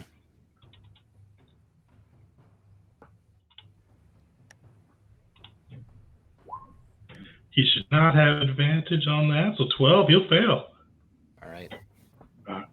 With that, Varge is going to run 1, 2, 3, 4, 5. Or 4, 5, 6. Yeah. And he's going to yell at Car Vas, "Come and face me, coward." Alright. Don't forget to roll your regular blaster fire damage, too. Oh, yeah, that's pretty important. Nice. Yeah. Pretty important. Okay. All So right, you see him locking eyes on you. And Geert and Caesar, you're up. Yep. Good, you can go first. Do you have anything specific that you wanted to do? I have 2 knives. Actually, go first, and then he'll follow up. I think it'd probably be better. I have an idea, but it depends on what you guys do. Alrighty then. Caesar's going to be trying with these attacks to incapacitate this guy. Usually he's not big on taking prisoners, but he does not want to give this guy the satisfaction of like an honorable death, assumedly. 5. That's 2. 2 for Caesar. That one will hit. You could slash, or how does your slash look on him? So again, just like Cece's just like trying anywhere and everywhere on the armor before he just goes with this and just goes for a stab around the face, seeing if that would finally land. He's looking rough, but he is still on his feet. So Geert and Talos, did you go yet already? I haven't yet. Okay, so- I will go last. Okay, Geert, you're up. Okay. So seeing everybody's getting in a stab-happy mood, and then he sees Vars just run across the room and just call Car Vas a bitch and challenge him. Geert sees his moment, and he's going to put his hand on the, kind of loosen the grip on the heavy pistol and put his hand onto the scope there and snap it off and let the heavy pistol clatter to the ground. And he's going to thumb the activation, and 2 bright purple beams are going to shoot out the end of it. He's like, well, if everybody's in a stabbing mood, I might as well join the party. And he's going to run up to Car Vas right here. And as a bonus act, I think it's bonus action. Let me double check that. As a bonus action, he is going to manifest Twin Blade Mastery. Yep. And with the 2 beams sticking out, he's going to look at Car Vas like, you ever seen one of these before? Probably be the last time you do. And he's going to go take a swing at him. All right. Okay. Yeah, that was a bonus action. Okay. So now he knows and doesn't have the penalty from doing that extra one. Probably not going to hit, though. Fortunately, he dodges. Kind of just patters against his armor. Use the last inspiration. He's like, well, it didn't quite work out how I did. And he's going to take a step back. And I don't have opportunity attacks because of phase strike still being up. Oh, nice. Yeah, you haven't gotten hit. So Yeah. I think, so you're able to okay. Yep. Spoke too soon. get back out. All right. He'll still look him stare him down hard. It was almost cool. Wait, there's still Talos. Between him being called a coward by Vars, and then also the threatening words and the revelation that apparently he wields a lightsaber, Talos thinks that, I mean, he'll probably go for either one of them, but he is going to toss some temporary HP using his invigorating mix towards Garrett to hopefully prepare him or keep him alive in the event that this guy comes his way. So there you go. You get 10 THP until the end of my turn. Thank you, Doc. Or next turn, sorry. That's it. Sweet. Everybody else's THP is gone, by the way. So you see Car Vas kind of spin his blade, and he looks at Caesar, just shakes his head in disgust and goes, "That is the worthy one," and turns away from you. So you and Talos, if you have a melee weapon, you can take an opportunity attack at him as he, or have a melee weapon in hand, I should say. Take an attack of opportunity as he leaves your grasp. I shall. Oh, I That'll think she hit. got a nice like scratch into the back there. Assumably, what would actually turn out to be 2 damage. You cut into him. You see he's limping. He's slowing down. No, he's still too close to you. Okay, so I was about to say you do your snapshot, but he has to come within 30 feet, doesn't he? Actually, no, you can. I can shoot him. I'm going to. Yeah. All right, yeah. Yeah. If any. Hold on, I can link it. So where?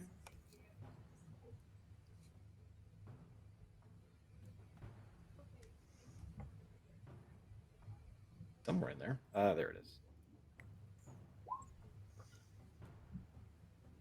And they move to within, and you can. Oh, so when they move to within. Okay. Yeah. So fortunately, that wouldn't apply, but he does come stalking up to you. He's gonna turns it back into the staff, but he slashes out twice at you, and he is going to try to poison you with one if he hits. He does not have advantage though, so 9 will miss. Fortunately, lucky on that side, and 19 to hit. He slashes into you. The first one goes wide. The second one connects. And give me a Constitution saving throw. Okay.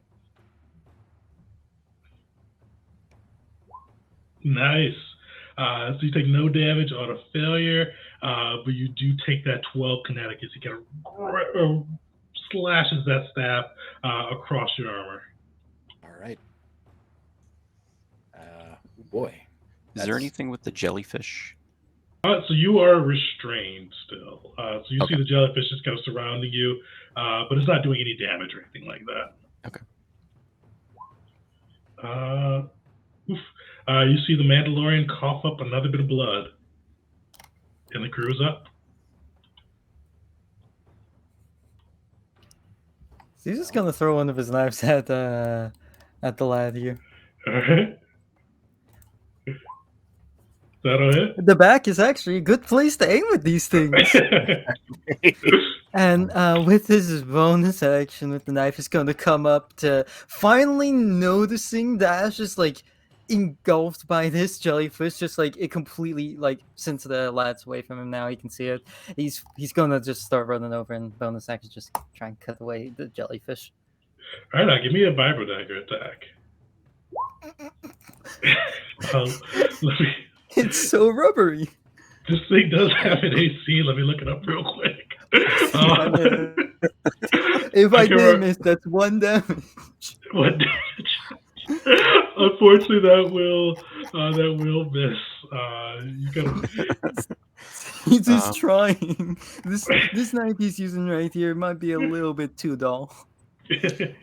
So in full confidence that Caesar's going to be able to cut this jellyfish off, I'm going to take my last charge and I'm going to try to wiggle it out of my pocket and just kind of toss it underhand and try to land it like here, so to hit Car Vas. All right. So that will be a deck save. I don't know. It's not strength. Deck save 13 or 10 damage. And so he takes half damage on a pass, so he'll take 5. He is bleeding, barely on his feet. He's swaying. You see him kind of just shifting and shifting as this goes on. Okay.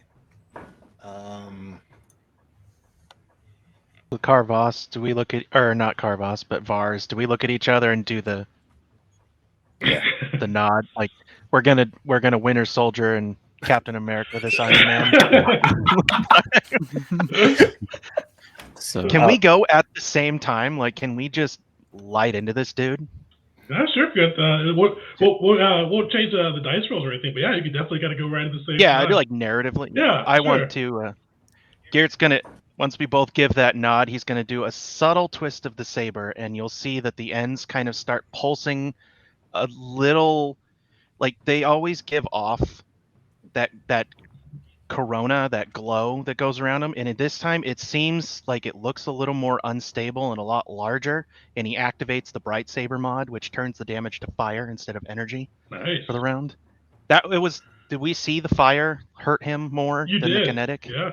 Okay, Good thing I remembered that. And so I'm gonna, as Vars is doing his stuff, I'm attacking him almost at the same time from behind, just kind of hacking and slashing. So Vars is just going to stare him up and down, and not do anything as cool as Geert did. But he is going to say, "Time to die, worm." And he's going to the hell with healing, right? What was that for? Same thing. Snapshot. Go for 2. All right. That's not gonna. That one's not gonna do it. And just does it. All right. Okay. Geert, make your attack. Okay, so we got 2 coming in. First one with a 23, Nice. the second one with a 12. Probably misses So on the each second get a one. hit. And that should be 4 fire. Sweet. 4 fire. 10 energy for the blast. I will say this. I'm gonna try. I don't know again we're narratively, but I'm gonna try to trip attack him with the shot. Oh yeah. Sweet. Blast at his feet. Yeah. So you guys see these burning blades, blasting shots coming at him. And you see him kind of just smile and go, "Glory to you, Yamaka." Finish him. Well, How do you guys take him out? I kind of wanted to like stab him up the butt while you like blow his arms off or something. It's just right up the spine or like the back, the central back column. It doesn't really matter where it starts on that. I was imagining like tripping him and then he lands on your blade. Oh, that too. Nice. I mean, that's pretty... Did you trip him? Is that what you did? Yeah. Let's do that. Let's do that. Yeah. So like seeing that like whichever one of his legs is further back, as he starts to raise it, I'm gonna take a shot at it, kind of pull out his weight from under him, and as he starts to go down, there's Geert's blade waiting to catch him. Just right in the butt. Ooh. Oh, that was some clever synchronous teamwork there. Yeah. Hey, who would have thought? You burn through his armor, and we're gonna take a quick break right here as we get to the next section. All right. That got a little rough. Yeah, as hard as I expected them to be.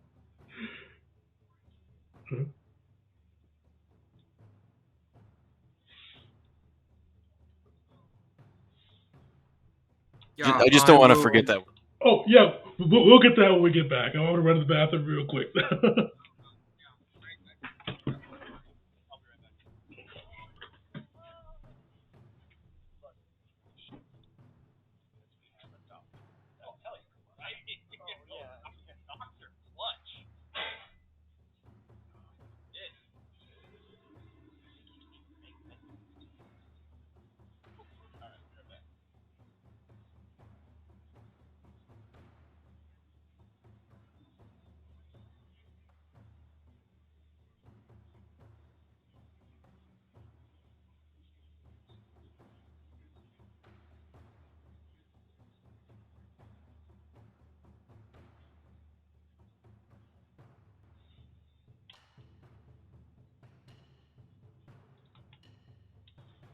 Oh.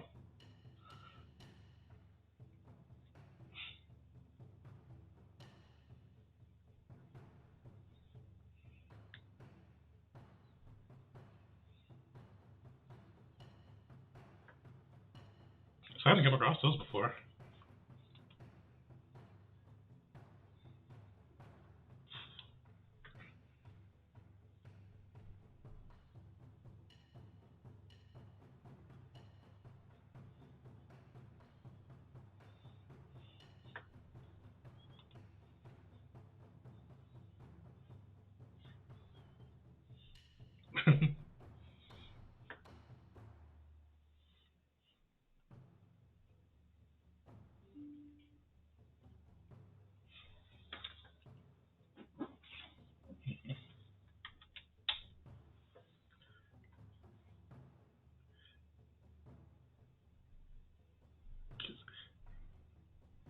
Keith, were you with me when? Would you start playing with me when they still didn't have a website, or did you have a website when that game started? Okay. I couldn't remember exactly what you started with on that side because my first group started right before the website or before the website came. That was an interesting experience. uh,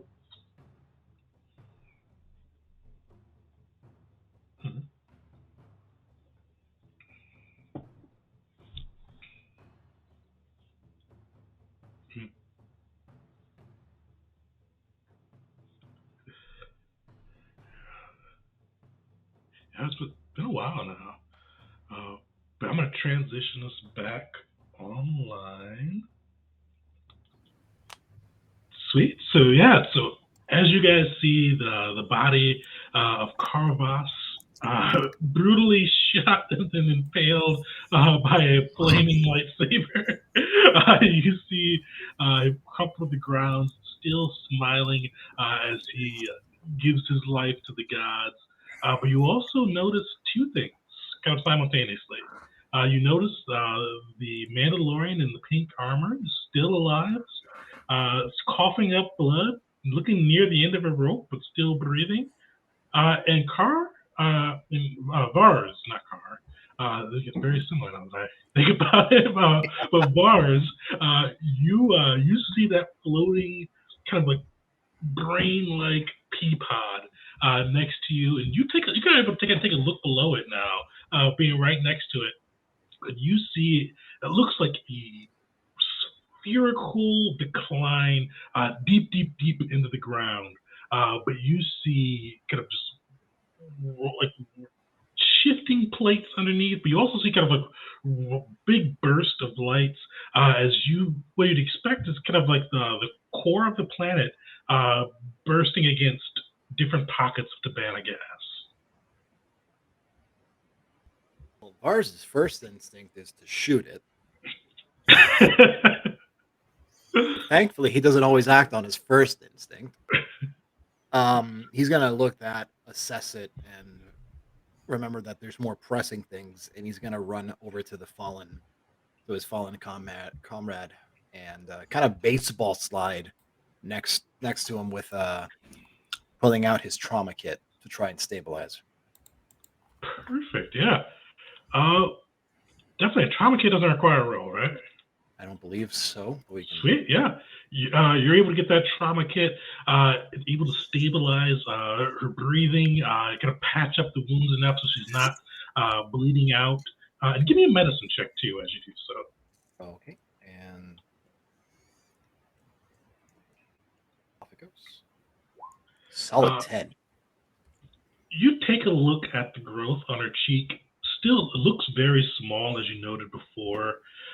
You kind of do probably try to take it out or take a small look at it, and you notice that it's not like it's inner kind of inner stream of blood, but not as pervasive as those other thralls you came across. So this is something that if you had probably a good hour, an experienced surgeon or somebody that's kind of good at field patchwork, somebody could take it out without needing a full surgical suite like the other thrall you came across. He's going to look over at Talus, who is currently having connection issues. I can hear now. There's like some in and out like robotness going on. Gotcha. Yeah, I will have run over with you as well.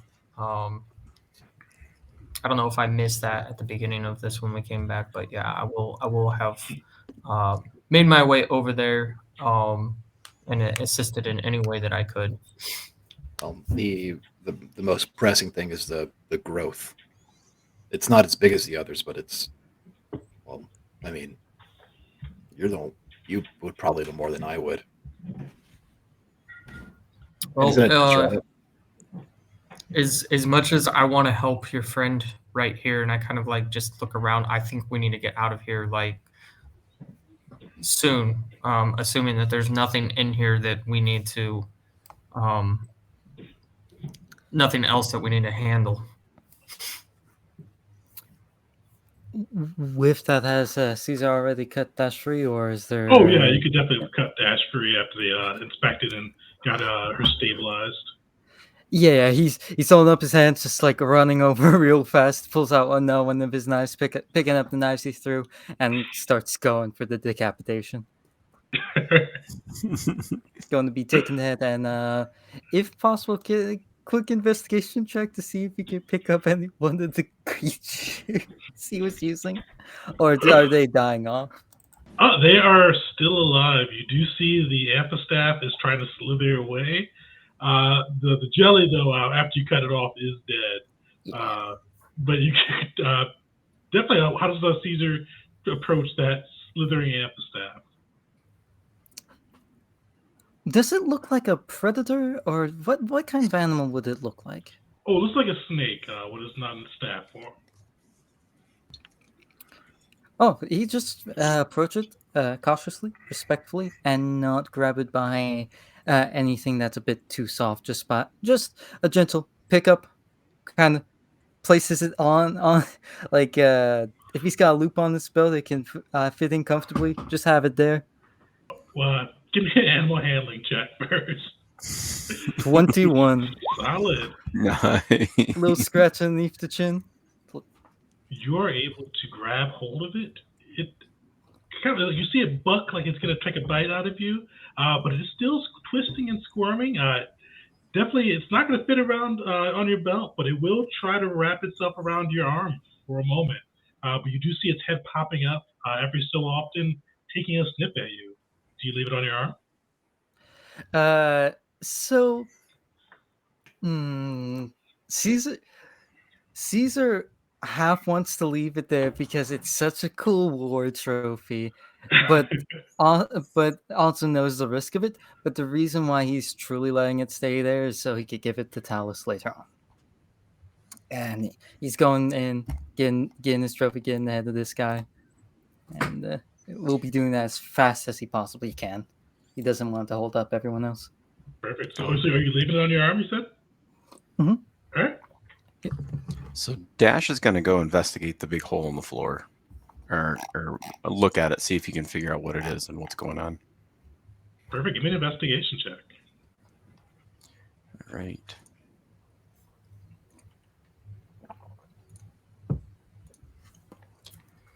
And I will use, I was reminded that I had a potent aptitude, so I suppose I could use that on this too. Nice, yeah. Nice. Go for it. Solid. Oh, and it's fitting you did that too. Dash, you know about explosions and you know when things that shouldn't mix and what could happen. You take a look down that hole and you see the roiling explosions from the core hitting the kind of pockets of the Bana gas, and you see this kind of cylindrically carved out tunnel. And you get a little bit of burst of inspiration. I don't know if you've thought of this, Dash has thought of this before, but what's the biggest explosion you could make? Something that could blow up a planet. And you realize that it looks like they've destabilized the core of the planet above a large pocket of Tabana gas and some of the baridium components. And you see that it's been they've been slow going, it's kind of slow burn, but that burn's not going to be slow anymore. It's exponentially increasing as you see these pockets of core gas hit and just pop up and flares of fire and bursts of seismic activity occur. You know something's about to go down. It's going to be real big. So I'll just tell that to the group, like he's like sounds way too excited about this. He's like, guys, this is gonna be a big explosion, and he's like, I mean, real big. What? Well, they were all. your word for it. Oh, go ahead. Sorry. What? Like Nothing. kids?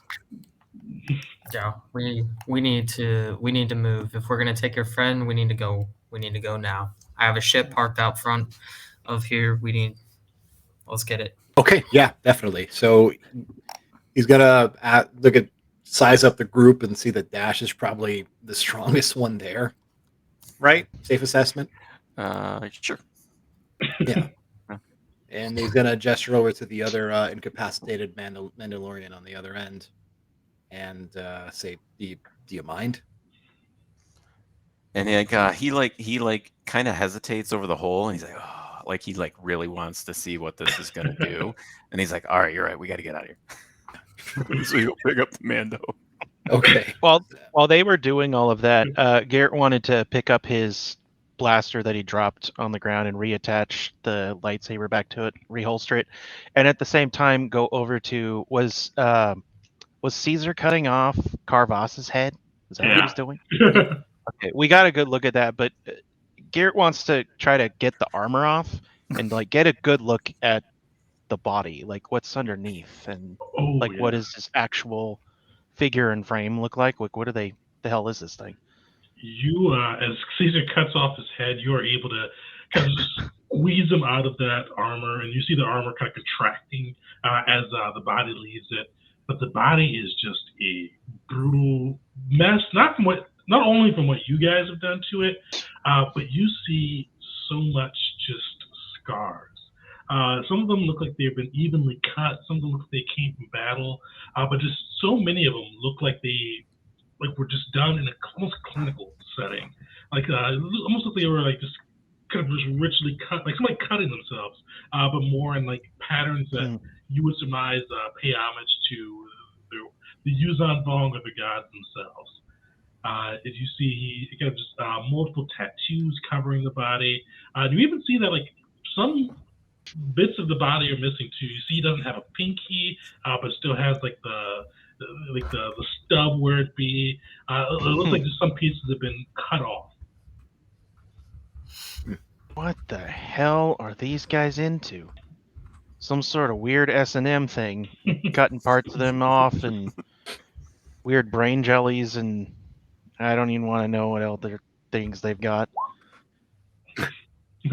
What's that about an explosion, you said? Something about an explosion? Yeah, Dash is already like hoofing it. He's already like to the door, and he's like, "No, seriously, guys, I'm not joking."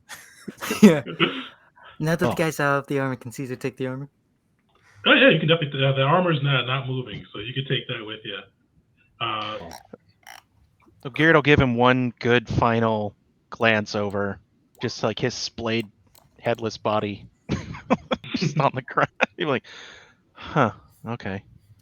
Does he have any other kind of weird weapons on him?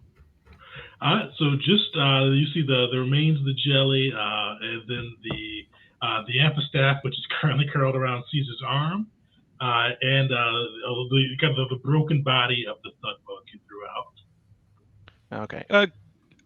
He'll go scoop up that thud bug and just try to get whatever pieces of it he can. And then, was there another Kofi or something like that fell? Oh yeah. So the Chazrak had one. Yep.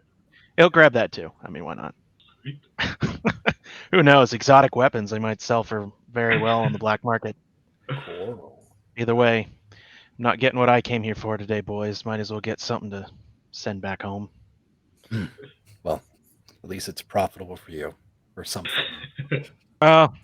Probably not. Not after the amount of bills I'm gonna have getting back up to snuff here. But he'll kind of lift his hand up and pick up one of the Mandos with the Force and be like, "I can take one of them, make this a little easier." Oh, well, then I guess I'll deal with the other one since Dash is already hoofing it hard. And if he's nervous about an explosion, then that makes me incredibly nervous. If you see the bomb squad running, catch up. Yeah. And with that, I need to go.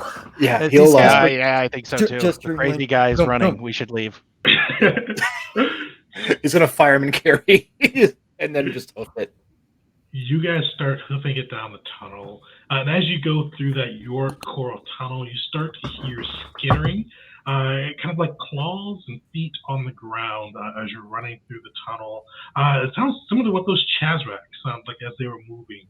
And you can almost sense them behind you, and Garrett, you are able to sense them behind you as you hear them clattering through those tributary tunnels that are connected to that main York coral tunnel, chasing after you.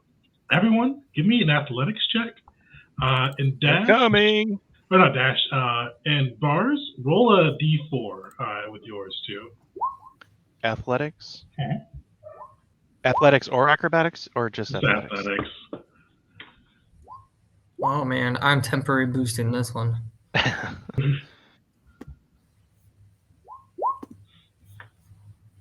Oh yeah, -1. All right. So you guys are not a very athletic crew, I'm realizing. Outside of Dash. Bunch of nerds. Caesar and Bars, give me a dexterity saving throw.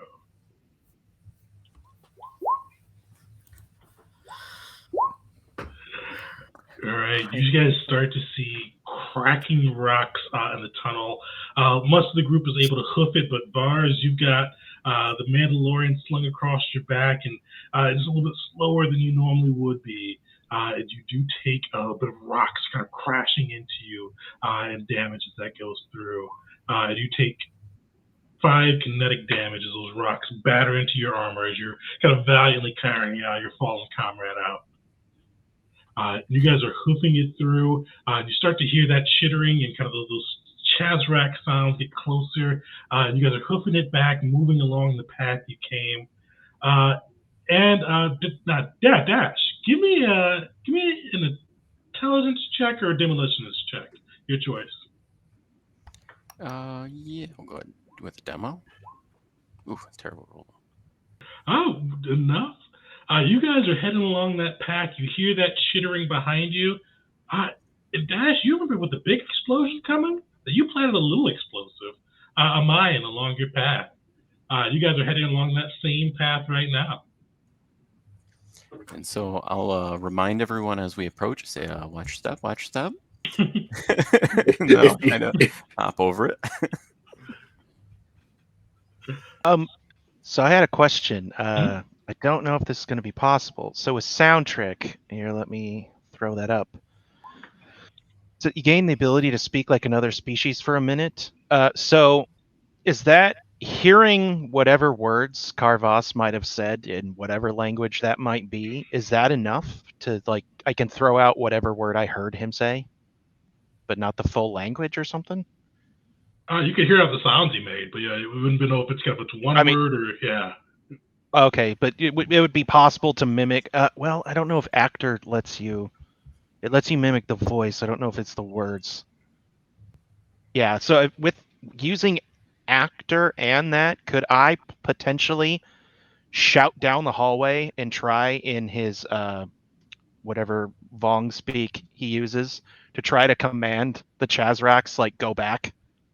You don't know his language, so you could definitely shout something you've heard him say. Shout a word I heard him say.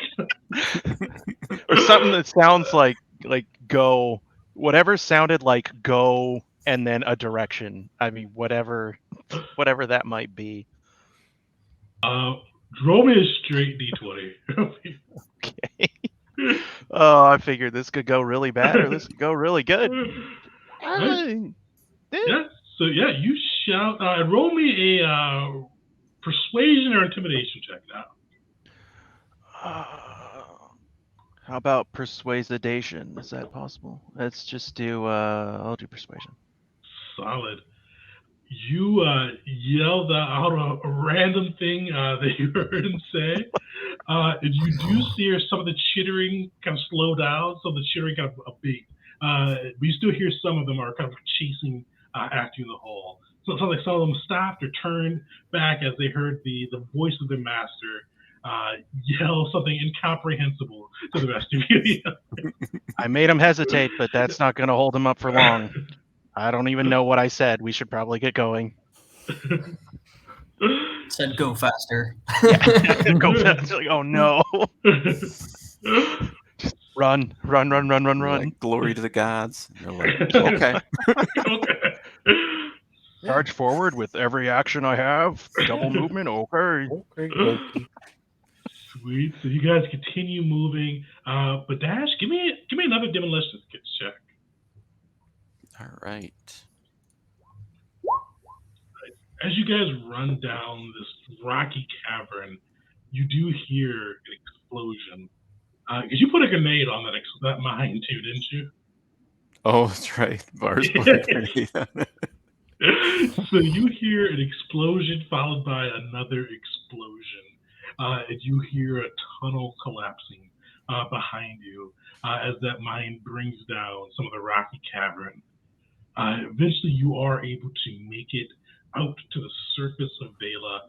And as you guys, actually, give me a perception check as you guys make it out to the fresh, or what should be fresh air of Vela. Real fast before that, I just want to know because I didn't think of it last time. But did that Sith try and take the speeder that was rigged to blow? He did not. Okay. Next Actually, question. and give me a animal handling check, Caesar. 15. Solid. You see it look like it's about to snap at you, but it has not snapped at you yet. See, Caesar has this. He's giving. He doesn't know it, so he's very cautious about it, but he's not showing an inch of weakness around this thing, despite being at very low health. Yeah. So as we come out to the, are we to where the speeder would be at yet? Yeah, so you guys are, yes, let's say you came through, Dash is in the lead, so you guys came through the tunnel you went through initially. You see that rigged speeder ahead of you, and you guys are almost overwhelmed by what you see as you come out of the caverns. You see that, and as you guys are running, you felt that trembling that you've been feeling turn into full-on earthquakes. The ground shaking, cavern coming across, rocks falling, just the earth almost tearing itself apart. And as you guys make it to the surface, you guys see ground splitting, torrents of fire emerging from the ground and just shattering. But that's not what draws your attention.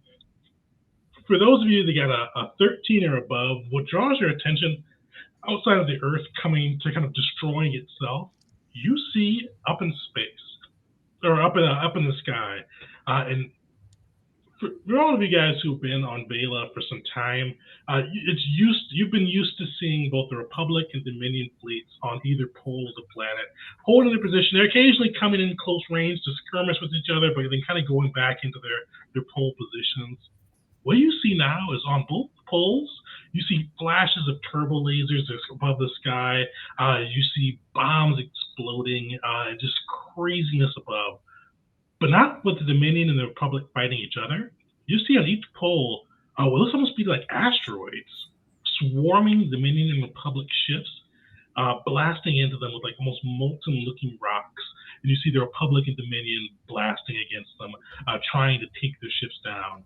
And you guys, especially Talus, you notice it looks like the Dominion Republic ships, they're kind of being like herded. You see them kind of slowly giving ground and almost being pushed closer and closer into the atmosphere.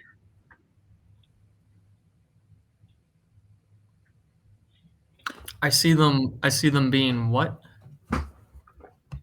Being pushed closer and closer into the atmosphere of the planet. So kind of from space, kind of almost being herded closer to the planet. You know, I'm only a basic pilot here, but that does not look good, and I'm going to point that out to everybody. We need to go. We need to return to the Republic. I couldn't agree more. And is my ship in field of view? Like, can we see it? Yeah, definitely. It's not too far away. I'm glad he didn't take it. Jarvis is quite the security guy, though. Yeah, I'm like, this is my ship. Let's go. And you just see this like beautiful, sleek, amazing ship. I don't. We have a graphic of it on the start, but yeah, it's one of a kind. It's not something that you will have seen. Very much a prototype of its design. Zuka doing well. Zuka doing No well. kidding. I have been stealing from the wrong Zerka people. Holy cow.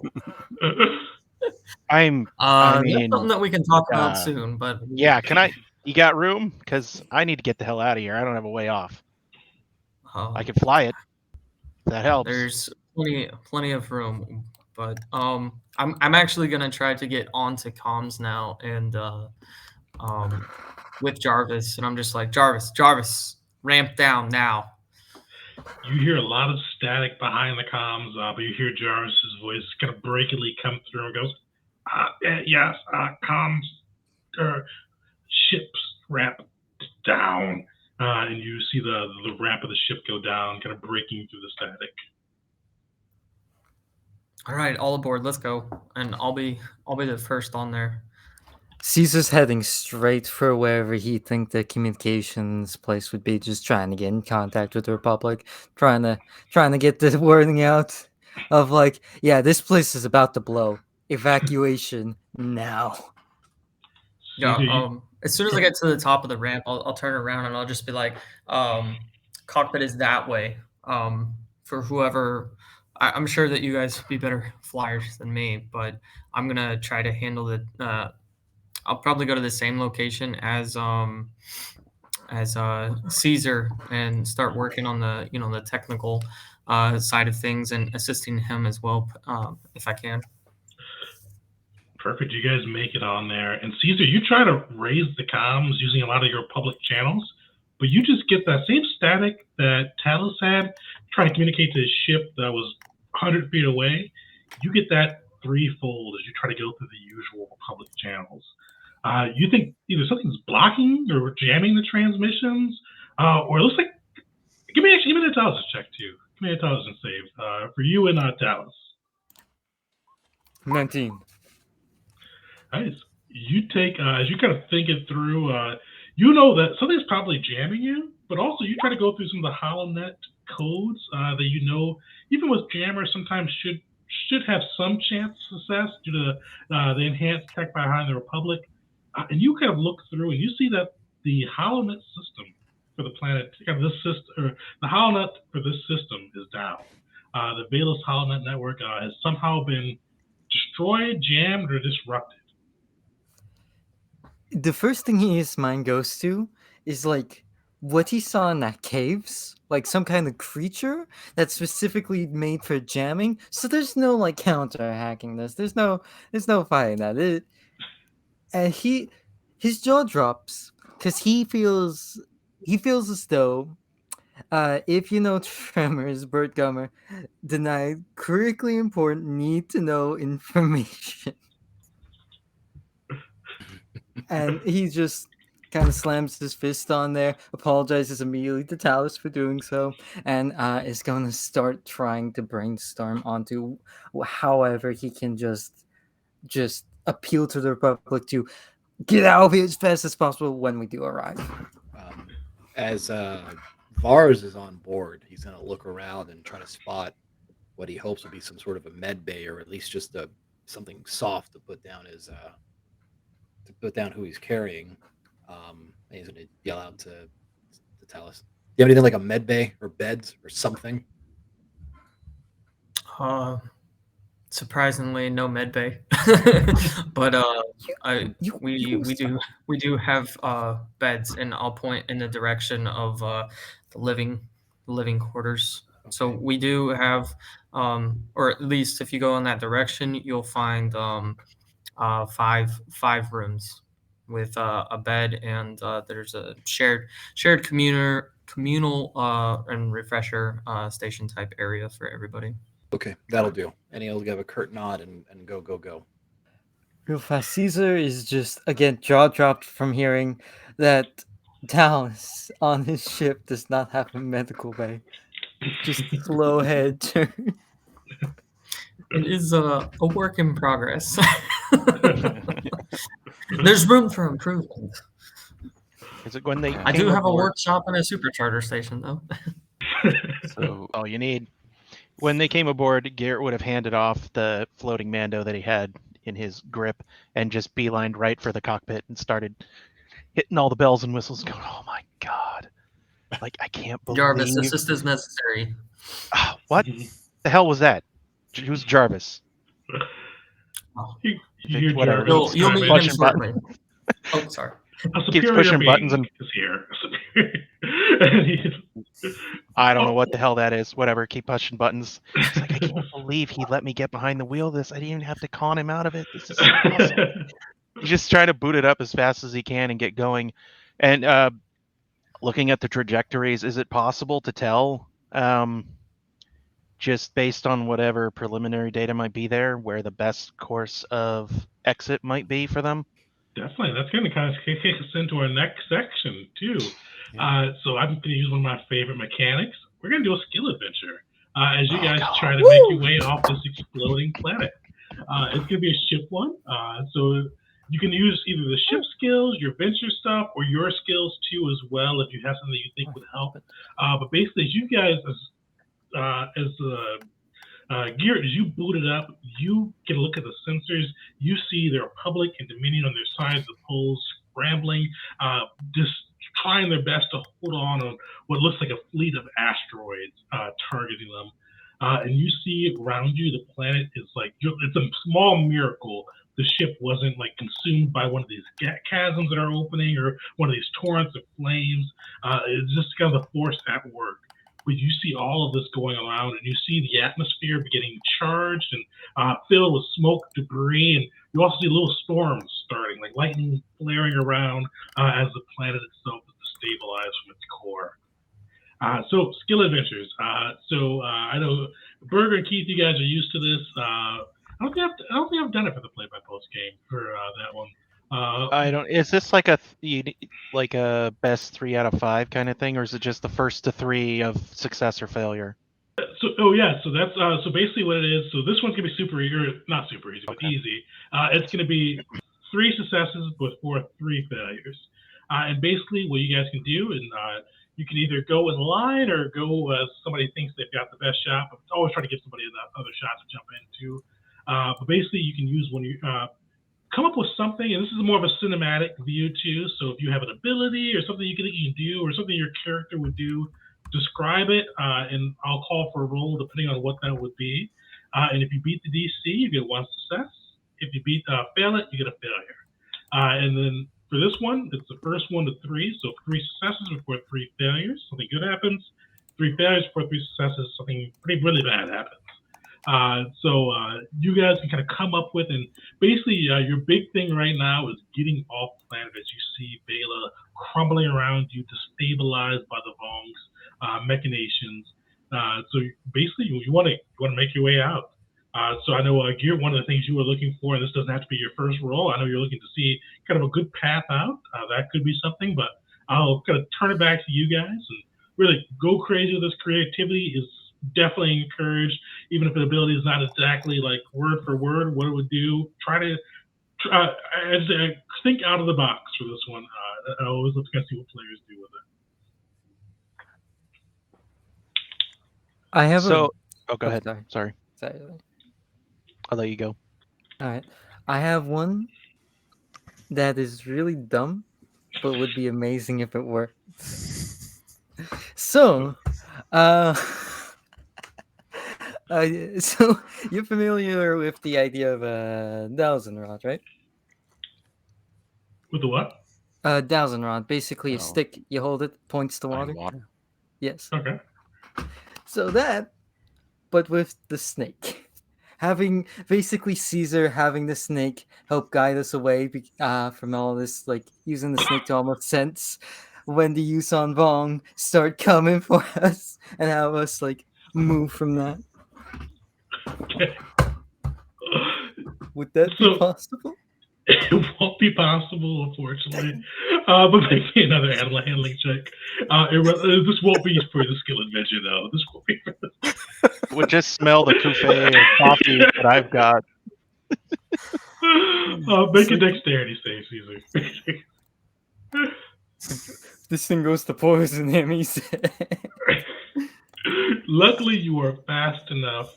You see, this time the amphistaff sniffs you and does not like what it sees, and it tries to unfurls its head from your arm and takes a bite. But luckily, you're fast enough to jink out of the way, and its head misses you. Separate from the skill adventures, can you roll intimidation on it? Sure. Just gives it a side eye, like, don't. Just don't. The staff curls back up, but its head still is up and hissing as it occasionally sniffs the air around you. Sweet. So skill adventure going. You got 3 successes, So- 3 failures. What are y'all doing? Dash is just like staring and blinking as like Caesar's trying to like swing the snake around and it like almost bites him. And he just kind of shakes his head. And so he's gonna try. So he's got a kind of good idea of what this explosion is gonna look like. And he's gonna try to map out how this chain reaction goes with kind of what he's seen so far, and maybe give that kind of data to Jarvis the best he can, so Jarvis kind of can compensate for where we think this is going to go first and how this is going to unfold. Perfect. Give me a demolition escape check. All right.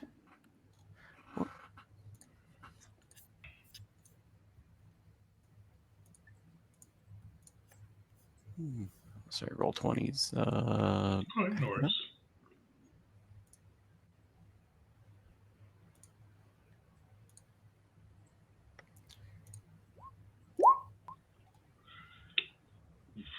All right. You try to map it out, and you know explosions. Dash has been explosions for years and years and years with the Republic. But this is just so many different explosions building up into one big explosion. He's not able to really quickly map it out. If he had more time, he could get it. But right now, unfortunately, it's just beyond him. And unfortunately, we got to roll this too. So that's 1 failure. Oof. And as you guys are kind of just getting the ship lifted off, you see a geyser of flame open up and bash into the ship's shields for 8 damage. All right. So 1 failure out of 3, and 3 successes still to go. What's the crew thinking? So after that last blast, Geertz kind of jolted. Oh, okay, right. I forgot what I'm doing. He's a little captivated by the richness of the ship and his plans to eventually steal it, maybe. He's just going to continue driving, but he's going to close his eyes for just a brief moment and try to feel out in the forest where, if not where to go, where not to go, based on what their previous encounter. If he can sense that buzzing out in the field, he wants to not go that way, because it might be that thing that whatever was stopping him from using it in the first place. Perfect. You're charisma based, right? Yes, he's Give me a charisma charisma-based. save. Okie dokie. Come on, charisma. Solid. Garrett, you feel the force around you, and you don't feel the buzzing that you felt with the Chazrax. You feel that void that you felt with Car Vas. And you the feel void. that void kind of on the southern hemisphere, and you feel it kind of with multiple big black, not big, but kind of like snub fighter black spots in the force, and you're able to avoid them and get the ship going the other way. 1 success, 1 failure. Nothing go ahead. else straight ahead so far. And as you guys go this way, you see kind of the crackling of lightning and storms as this planet's almost tearing itself apart. You don't see any Vong ships in the air, but you do see kind of the crumbling rocky mountain face that you came across. The mountain that you were in deep inside the cavern, you see some rocks falling. It's kind of a hazardous field as you guys are making your way up. And I have this thing. I forgot about it. I didn't know if it applied. It's not a ship attack, but I didn't know if we could do that to try to Does it mitigate reduce some that damage. Yeah, that works. So what's that? It's Yeah, so whatever the roll a power die die. for me. Yeah, so Okay, that what is the power die again? should be a D4 for tier 1, I think. Yeah. You get 1 back. On 1. We'll do that. Did I not push Like that it's in? a new ship. I'm just the controls, are usually over on the left side, and I'm on the right side. I'll get used to it. Sweet. So what's the Different rest model of the than crew what I'm thinking? used One success, one failure so far. After putting him down off in the med and not the well, I guess makeshift med bay for now. Varsh is going to go do what he knows to do on a ship, which is essentially uh, mess with different components, trying to get it to get the most as he can out of him. And he's going to run on down to the engine and try to use his venture or use his I forget the specific word technique engine tuning to go fast. Sweet. Give me a mechanics kit roll. Okie dokie.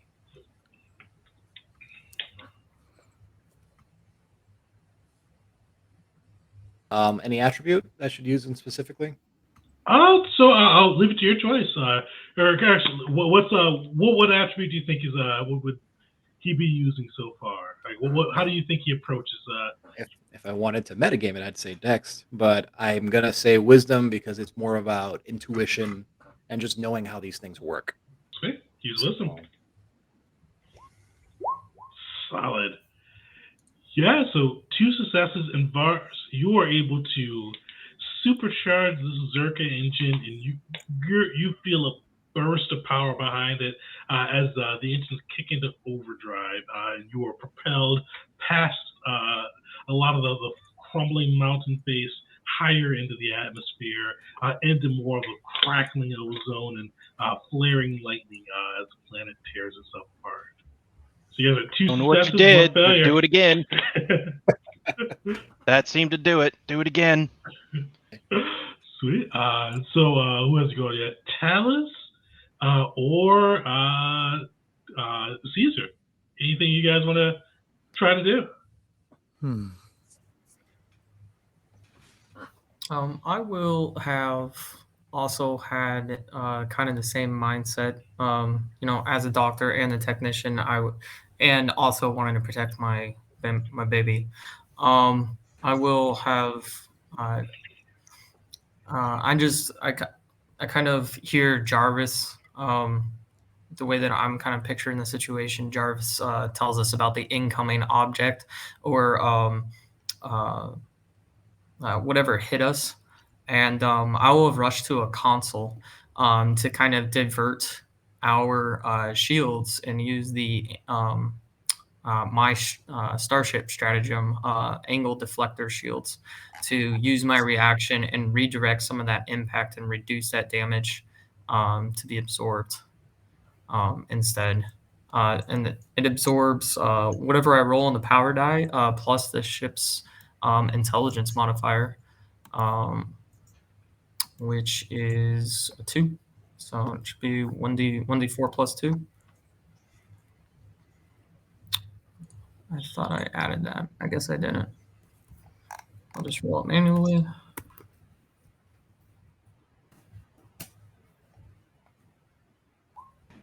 Sweet. So you are able to reduce some of that damage on that side. Yeah, so you're still kind of flying through the atmosphere. 2 successes, 1 failure. Talus or Geared, not Geared, Caesar, do you guys have, what are you guys, outside of deflecting the damage, what are you guys doing? I'm gonna be honest, he's just set up to be a still swing commanding character. He's not a superiority dice. I picked the venture that let me use superiority dice instead of like the engine stuff. So he's really like I'm having a hard time thinking of like being creative here.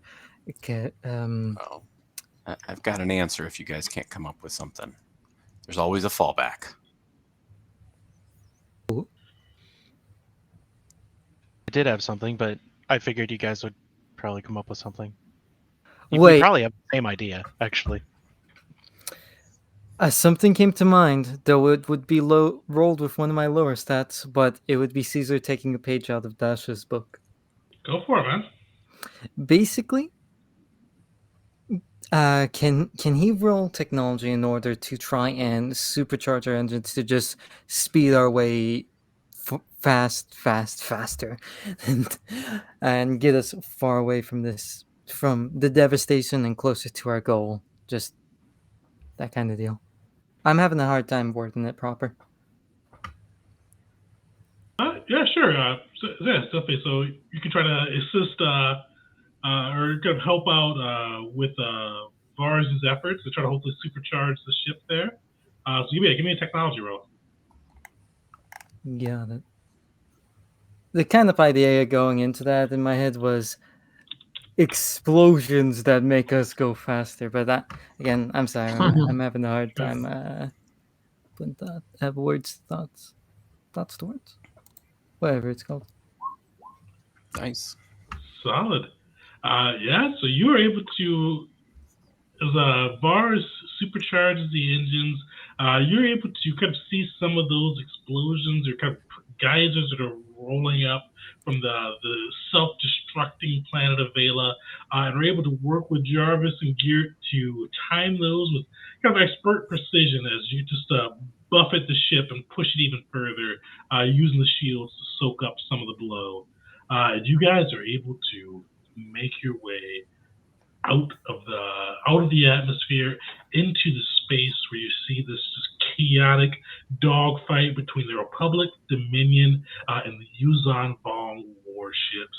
And as you guys make your way up there, give me a piloting check. This is, you guys have got your 3 successes, so you did not have to get the failure condition for this one. Okie dokie. Let me double check the force piloting. So force piloting doesn't. I don't think this makes it so I use charisma for piloting, right? Just my normal piloting. I don't know if that would add anything. Yeah, you can use your charisma for it. Let's say with that adventure. Okay, so make a piloting check, but add your charisma mod instead of your intelligence mod. Okay, so that should be what do I have for intelligence? Here, I'll roll. That solid. enough. Yeah. I think you'd add 3 more to that for my charisma. Sweet. So you burst out of the atmosphere of the planet, and as you're getting through kind of the upper areas, you see the lightning flaring around you. You see the planet just getting almost the atmosphere getting denser and denser, and more of those geysers erupting from the ground, mountains crumbling, the ground shifting, and as you break free, you see the planet kind of condense for just a second, the atmosphere condense, kind of move in, and then rapidly expand out. And you see geysers of flame erupt across the planet and just burst out. And you see chunks of the planet explode around you as it flies and hurls around. But fortunately, you are an expert pilot. You're able to easily dodge those chunks and the explosion and that atmospheric burst and keep the Novacana safe as you navigate through that. But unfortunately, a lot of the other ships are not so lucky. As that explosion goes off, you see much of the Dominion fleet get swallowed by the blast. Much of the Republic fleet as well gets consumed by the Inferno as Vela explodes. You see capital ships, the Republic hammerheads, the Sith star cruisers. It's just consumed by the explosion and just erased. But fortunately, the Novacana is safe. As you guys kind of make your way out of the ruins of the planet, you see numerous asteroids, what you know as the Yuuzhan Vong ships, begin to take notice of you and kind of navigate their way towards you. But as you're doing that, you guys both get kind of 2 signals coming through at the same time. On one side of the planet, you see on the sensors a ragtag flotilla of what looks to be kind of just kind of gathered up ships, kind of slowly making their way from what the ruins of the planet that was once Vela. And Geert, you would probably recognize this as that refugee fleet that with the guy that the flyer that approached you on the first day trying to get you to join the refugees. You see them kind of slowly making their way out. The ships look to be damaged. You see that that destruction of Vela has kind of severely hampered their ships, and you see them kind of on the southern pole. On the northern pole, you guys actually get a communication. If you and actually, oh yeah, Caesar, you're on comms, aren't you? Yep. Caesar, you would recognize this as a Republic code. You see a Republic code kind of sketchily coming across on the screen, and you recognize this as something of like a command code. Something that usually the high-ranking Republic officials, and the comm signal is very broken up and hazy, but you see it looks like a communication trying to come through on those Republic command codes to the ship. Yeah, he's gonna try and access that right there. Sweet. So as you guys access it, you see two familiar faces, and you also see your sensors pick up another ship that appears to have made it away from the chaotic blast. As you guys see, a Boffin and a Zabrak. And for Dash and Caesar, you guys would recognize this as Master Kalo and General Beck. In what looks to be a command ship or kind of a command shuttle on the northern pole of what used to, or on the northern pole of what used to be Vela. Caesar would stand. Oh, sorry. Oh, go ahead. Yeah. Caesar would stand at attention, but it has to be pointed out he's been to just bloody. He's got his knives have clearly been unsheathed lately. He doesn't have his flask. He has a snake thing tied around his arm and 2 heads on his belt. See, you guys see, or you, Caesar, you hear through the comms, and probably routed to the rest of the ship as well. You hear kind of a broken up, like, assessed Republic command shuttle of General Beck, heavily damaged. We need help. We need assistance to make it through the fire screen to jump to hyperspace. You hear that breaking up and breaking up. And you guys have a choice ahead of you. So on the northern pole, you see General Beck and Master Kulu of the Republic trying to make the jump out to hyperspace. On the southern pole, you see the refugee fleet that's being besieged by Yuzan Vong ships. And Yuzan Vong ships are actually besieging both sides. What do you guys do? This sadly isn't even a choice for Caesar. He's going for the Republic. While everybody's deciding, he's not doing it, but he's kind of geared as subconsciously trying to go towards the point between those 2 points that gets the furthest away from both of them. But he's still kind of hanging loose, like, why don't we just leave? You guys just see Dash in like a viewport, just like mesmerized by the explosion, just like a candy shop. Like, so he will have probably no part in this decision. All right. So that should be the last thing we do before we wrap up today. What's the group's decision? Do you save the refugees or save their general and Master Kulu? Caesar's completely on board for saving the Republic. He genuinely does not care, like sincerely does not care about this civilian cap. What sort of fight were those refugees putting up? Any? You see kind of like bits, like this is like a ragtag fleet. And you see some of those, like little bits of like small laser fire coming off the refugee fleet, but it looks like they're struggling to make that hyperspace jump. And I don't know if we would have been able to tell something like this. This might be some sort of post-battle analysis, but does it look like anybody's having any luck fighting these things? Or are they just getting overtaken completely?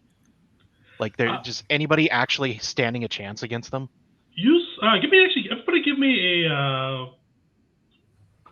a technology, insight, or investigation check. Your choice. Tech, insight, or investigation. I have literally none of those. We'll go investigation. Sweet. So anybody 15 plus would realize as you guys are going through, kind of as you flew through and saw the initial battle up ahead before the planet exploded, the Republic and Dominion are both having a tough time But you saw that there were definitely a lot of Vong casualties as the Hammerheads of the Republic got let loose with their turbo lasers and the Sith Star cruisers blasted away. But you notice, kind of through probably sensor data and just kind of some visual inspection, a lot of those gravity anomalies were popping up and absorbing a lot of those heavy turbo laser shots that would usually kind of do some damage. And while both the Republic and Dominion gave pretty good, they were definitely on the losing end of the battle far before the planet exploded. Wow, it looks like everybody's winning against them. We might as well join the fight and start just getting to the thick of things, right? Is that what everybody's for? I mean, Does this even have any weapons? It does. It has two turrets and a missile launcher, but it's like I said, it's still in upgrades, and only one of the turrets is able to actually rotate in 360.